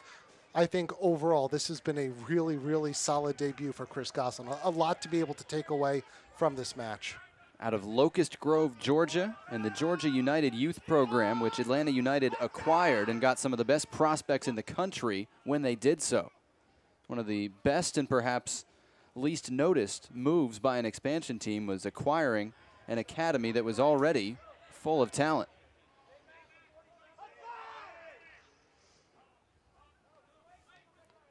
Nadam gave that one away to Portillo. Wins it back, though. Here's Flemings. Easily dealt with by Miles Robinson. And he'll bring it to the near side. Michael Chang with Quentin Griffith coming onto the ball now at midfield. Here's Romario Williams. You'd expect him to have a step on Abidor, and O'Toole comes over to help and win a throw. Charleston has used 2 subs, just 1 remaining. New York still with all 3 subs available for John Walenek as we play in the 74th minute. Derek Etienne keeps that one in. No, he didn't. Ran out on the near side. John Walenek not happy about it. It's been a very animated John Walenek today. Usually we don't see him quite as fiery. He's not used to 3-game losing streaks. Red Bulls 3-1 in this venue this year. 0-2 at Red Bull Arena. But the one loss here was a frustrating one. They had the lead in the final 10 minutes against Ottawa last week and lost it 4-3. Flemings clipped by Portillo. Everybody knew it. And the referee, Barjul Pashai, was waiting for advantage. None developed. So it'll be a Red Bulls free kick, again in a dangerous spot.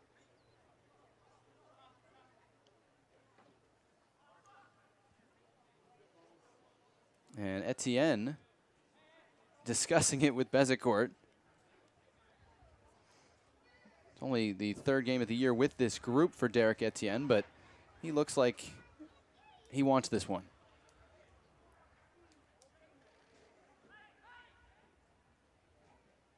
Four in the wall for Cooper. Derek Etienne towards the corner. Derek Etienne, his first goal of the year, couldn't come at a better time. He hits the top corner. Picture perfect free kicks today. Well, you mentioned it there, Jonathan, that he wanted this one. This was where he felt that he had the good angle there. And Derek Etienne, known for his left foot, with the right foot there, tucks it right inside the post.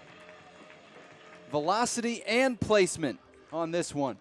Well, we see why he's made the transition from the USL to the MLS team this year, but splendidly taken free kick. And Cooper with absolutely no opportunity. All 3 goals today coming off set pieces, and this one's probably the prettiest of the bunch. Swerving free kick right over the wall.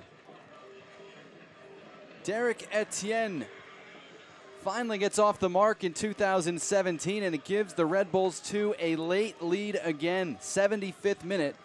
New York leading it 2-1.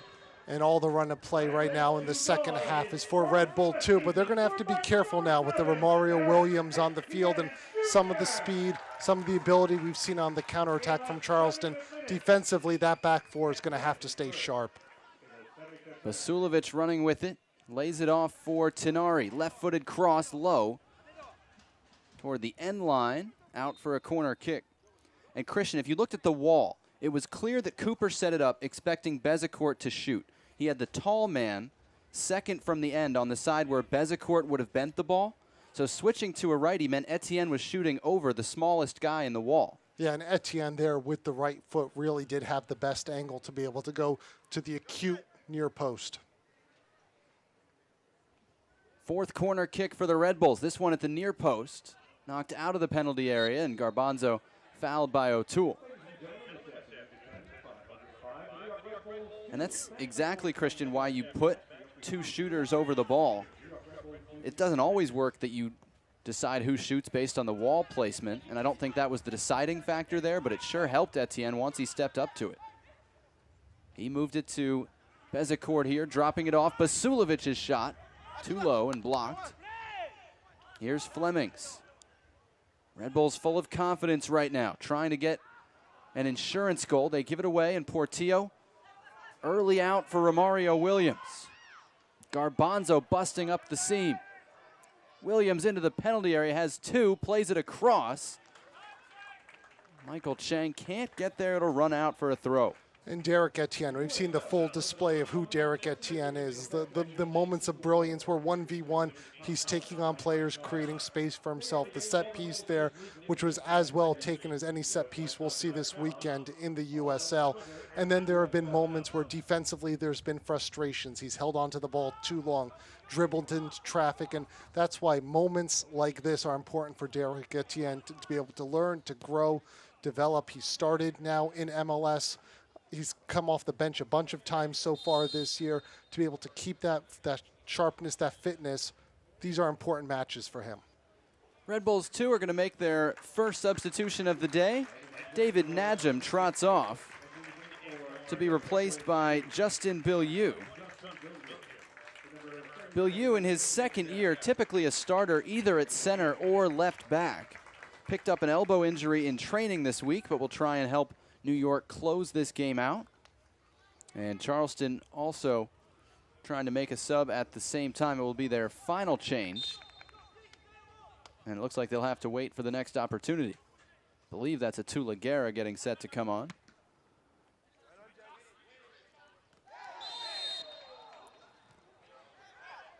Vasilovic called for a foul going over the top of Portillo. Neither one happy about the play.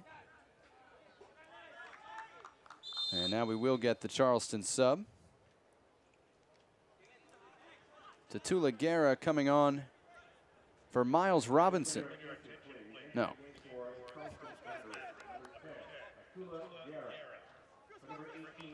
There we go, for Chris Goslin. They had the wrong number up. Well, I'll tell you what, a good solid 80 minutes there from Chris Goslin. Thought he did a lot of good things made some smart passes, kept possession. What I was watching for from this game from him was first the work rate, which I thought was there, but secondly, defensively, what was he doing? And I thought he did a good job. Ryan Mara calls and catches the Portillo free kick. Reminder, fans, you can stay up to date on the latest USL news and information from around the league by tuning into USL Coast to Coast, Mondays at 9 o'clock Eastern on Sirius XM-FC, Channel 85. Don't forget, Sirius XM-FC will air the USL Game of the Week. Go to uslsoccer.com for specific dates and times. We've had a good one this afternoon. Thanks for joining us. Along with Christian Dyer, I'm Jonathan Yardley. Charleston took the lead just before halftime on a Justin Portillo free kick. The New York Red Bulls responding in the second half. Junior Flemings headed in a corner kick from Vincent Bezecourt in the 54th minute. And Derek Etienne, a direct free kick of his own in the 75th. That gave the Red Bulls a 2-1 lead that they hold at the moment. Etienne playing it through. Bezecourt is offside. And it'll be a free kick for Charleston. Second or third close one New York's had running that line. In the back four now, looks like O'Toole's switch from the left side to the right side. And Bill Yu, who can also play center back, very often has with the USL team, now playing as an outside back. Red Bulls want to get their second sub in. John Walenek finally able to get the officials' attention. It'll be Florian Vallot coming in, replacing the man with the go-ahead goal right now, Derek Etienne. Patterson product, a good day, and he gives way to Vallot, the 24-year-old in his second year as a pro out of Ryder.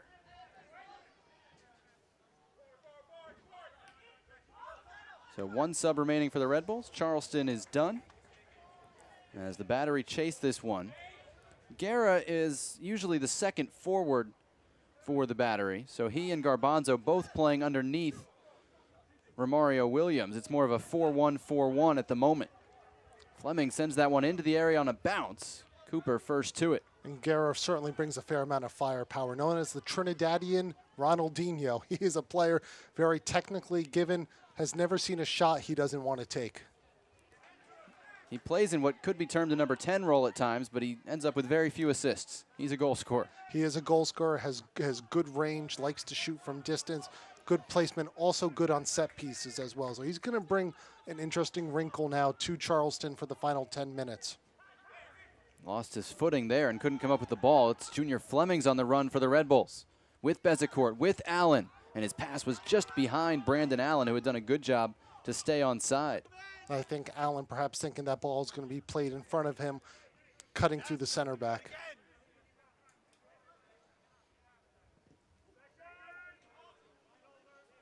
Good read by Abador to step in front of Garbanzo.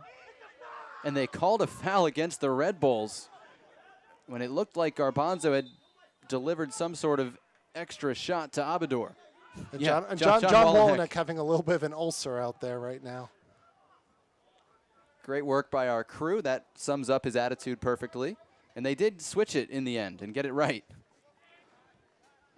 Well, Walenek's, I think, 1 for 7 on his complaints today. So that's pretty good percentage. That's about a Tim Tebow batting average. I went there. It'll get you a job. Dante Marini trying to get out of trouble. Skylar Thomas knocks it long out of the back. It's a first touch for Bill Yu. Let him down, and then he had to foul Garbanzo. We play advantage. Guerra chasing this one. Romario Williams first to it. Backward for Chang. Played low, looking for Atula Guerra, and Tenari got there first. Guerra a little flat-footed, waiting for it to come to him, and that gave Andrew Tenari a chance to intercept. Miles Robinson, diagonal ball. What's Bill Yu doing?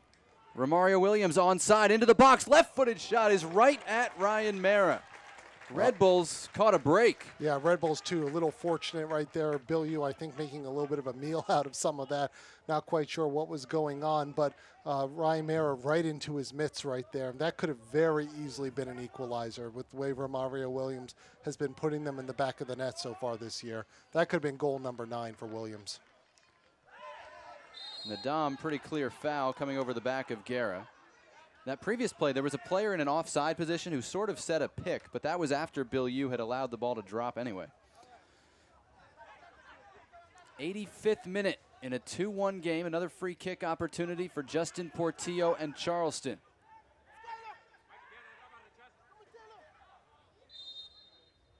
Set pieces, the name of the game so far.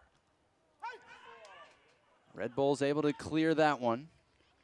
Bezecourt able to turn. Playing it through for the run of Vallot. Got around his man, in on goal, Florian Vallot, denied by Cooper. It's still loose, and Quentin Griffith able to clean it up. Odisno Cooper keeping the battery in it. And Cooper continuing what's been a very strong afternoon for him, coming out, playing himself big, cutting down the angle. Really like his performances so far, and I think his handling of things in terms of his positioning, also his distribution. It's been a good afternoon for Cooper. Everything right by Bezecourt, by Vallot, the run. He got around the defender, in on goal. And it wasn't a bad effort. Odisno Cooper, good size, good timing, made the stop. And then got up quickly to, if anything ever came from it, to be in a good position again. Again, I just said it a few moments ago, but I think Cooper's had a very good showing for himself at MSU Soccer Park. Portillo came back to win it for Charleston. They get it away toward Garbanzo. You can see the strategy. Get it to Williams in space. He's on it now with the switch for Dante Marini. Atula Guerra in the box, cutting it back. Played it low, and they couldn't connect the final pass. A little casual there from Charleston in the 18. It was Romario Williams trying to pass, and he kind of has a bemused smile on his face, saying, "That's why I'm a goal scorer." Skylar Thomas with a rare 1v1 win against Junior Flemings. And Hassan Nadam going down there on the field. We might be seeing Tim Schmoll coming in a few moments for Red Bulls too. Been a lot of recovery runs from Hassan Nadam. Final 10 minutes or so of this match. Just like the first team game, up 2-1, center back goes down with injury.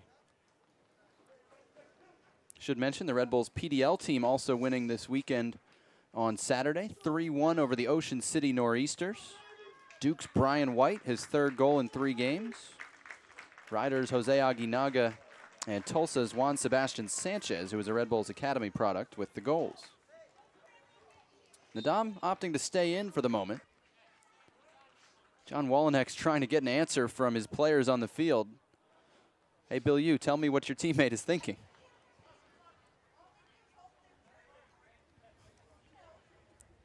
You saw Tim Schmoll getting ready to check in, and John Wallenek's decided to pull the trigger. And it will be for Nadam. No surprise there.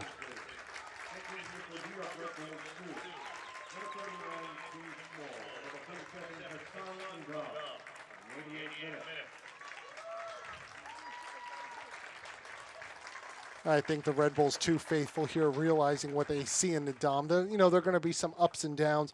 He's going to need more matches at the USL level, but certainly he's a player with that trajectory that we've talked about, that he's going to be factoring into the game day roster more and more as the season progresses, and perhaps in the right opportunity, if Red Bull finds himself, and they haven't found themselves in this position too often this year, but up 2-0 to be able to throw him in for a few minutes to give him some of that experience.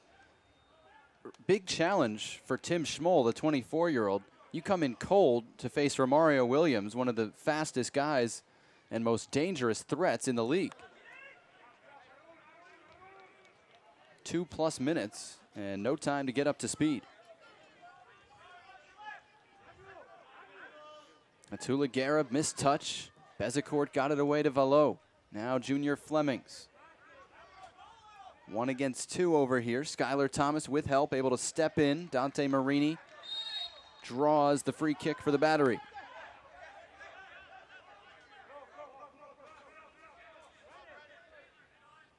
Portillo elects to go short with Miles Robinson.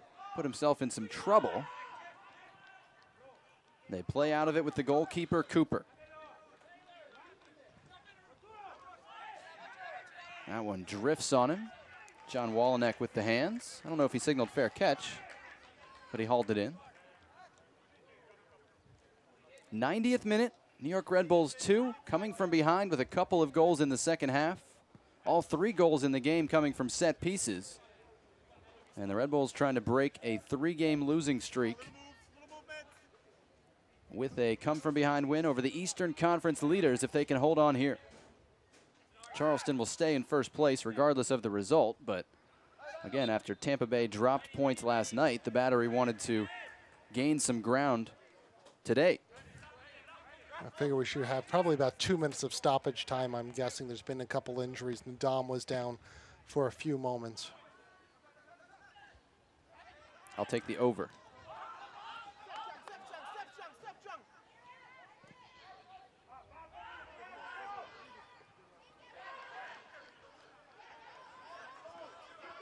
This is O'Toole, now the right back, attacking. And someone won with the over. Again, Charleston just knocking it long, looking for the run of Guerra, and Schmoll got to it. And he does get the throw in on that side. And a good win there from the Harvard man.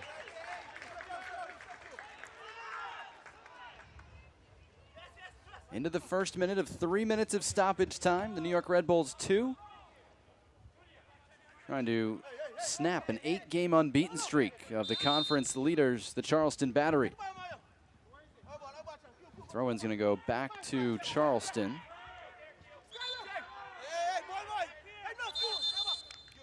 And they're going to say it went in and then went back out of bounds, so it won't be taken from the same spot. It'll be closer to the Battery bench. Griffith throws short, gets it back from Guerra. Now Chang got the foul called against Valo, who was trying to feign innocence, and here's one of those free kicks again. Dangerous spot for Portillo and Charleston. 92nd minute. A lot of big bodies there in the box for Charleston. They're going near post. Portillo goes back post. Mera knocks it away with his palms. Marini keeping it alive. Mera can't control it. Foul is called. Foul called against the Battery. It'll be a free kick for New York. I'm not sure that's where Portillo wanted to go on that set piece. All the bodies were crashing towards the near post, and he floated it back there towards the back post. We are about 1:45 in to stoppage time.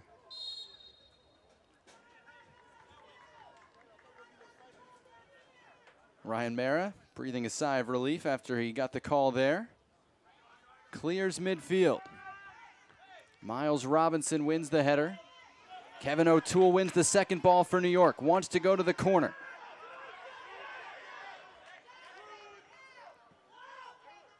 Battling with Skylar Thomas. That was never going to be a physical battle. He was going to win. Then I think he tried to climb on top of Skylar Thomas. He did.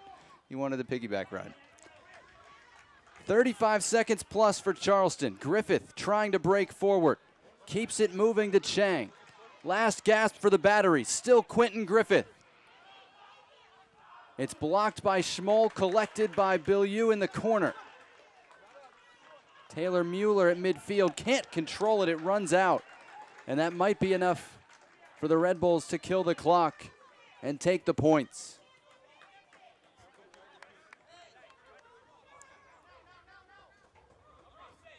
Valo throws for Allen. Battling with Taylor Mueller for it. And that's going to be it. That'll do it on a come-from-behind win for the New York Red Bulls 2. They beat the Eastern Conference leaders with 2 goals in the second half. Derek Etienne's late free kick, the winner in a can you top this battle of set pieces. Yeah, this was one of those matches where Red Bulls 2 had the run of play for so much of the first half, but just didn't have the scoreboard going their way. And now all of a sudden, you see the second half, they take control of the game. Really the flow, the offensive movement, everything going in the direction of Red Bulls 2, and in a well-deserved 3 points here for last year's USL champions. The New York Red Bulls 2 snap a 3-game losing streak. They improved to 4-5-2. Junior Flemings and Derek Etienne, the goal scorers. The Charleston Battery see their 8-game unbeaten streak broken. They dropped to 7-2-2, still first in the Eastern Conference of the USL after Justin Portillo's first half goal had given them a 1-0 lead. The Red Bulls 2-2. The Battery 1. The final score. We'll take a quick break. Come back with full game highlights and a wrap. Red Bulls 2 get the win here on Sunday afternoon.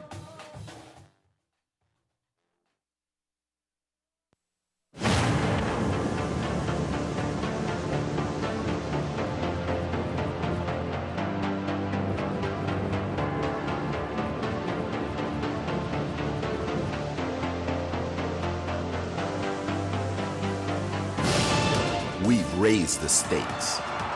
Expectations are high. Our biggest season yet will break records with elite players and future stars. Innovative technology and new homes. We're growing the game in our communities and across the nation. Are you ready?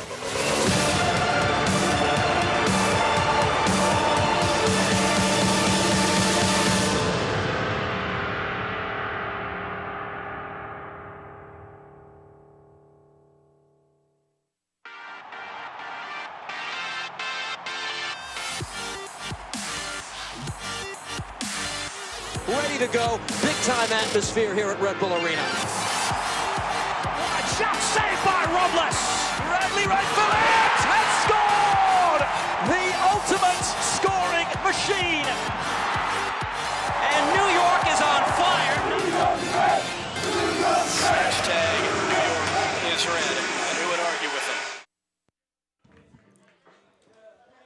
2-1 the final score this afternoon at the MSU Soccer Park, with the New York Red Bulls 2 beating the Eastern Conference leading Charleston Battery, breaking a 3-game losing streak on the New York side and snapping an 8-game unbeaten streak on the Charleston side. Jonathan Yardley and Christian Dyer with you from the MSU Soccer Park. And Christian, New York Red Bulls 2 come away with the win, and it was what they deserved for the full 90 minutes. Yeah, and we're looking right now, one of the stars of this match, Derek Etienne, did so much individual. We saw flashes of his brilliance, his creativity, his one-on-one ability. But Derek Etienne, a special player. But a first half that went the way of the Red Bulls did not end that way at halftime. Justin Portillo putting that one, a tremendously taken free kick just beyond Ryan Mara's grasp right there. Couldn't ask for a better free kick from on top of the 18. New York responded in the second half after Justin Portillo's free kick. New York with the corner kick, and Junior Flemings headed in the Bezecourt cross. Yeah, clinical right over there with the man on the near post, unable to do anything. But Junior Flemings showed flashes throughout the second half of why he's such a special player. The decisive moment, 75th minute. Derek Etienne, anything you can do, I can do better. Yeah, bend it like Beckham, the Haitian Messi out there. Again, a clinically taken free kick. This is going to be up for USL Goal of the Week.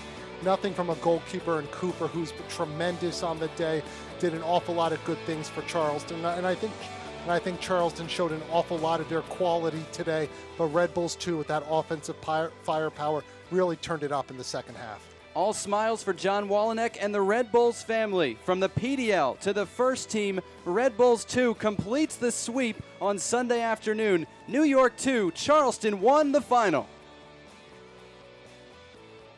This copyrighted telecast of the United Soccer League may not be retransmitted, rebroadcast, or reproduced without the express written consent from the United Soccer League.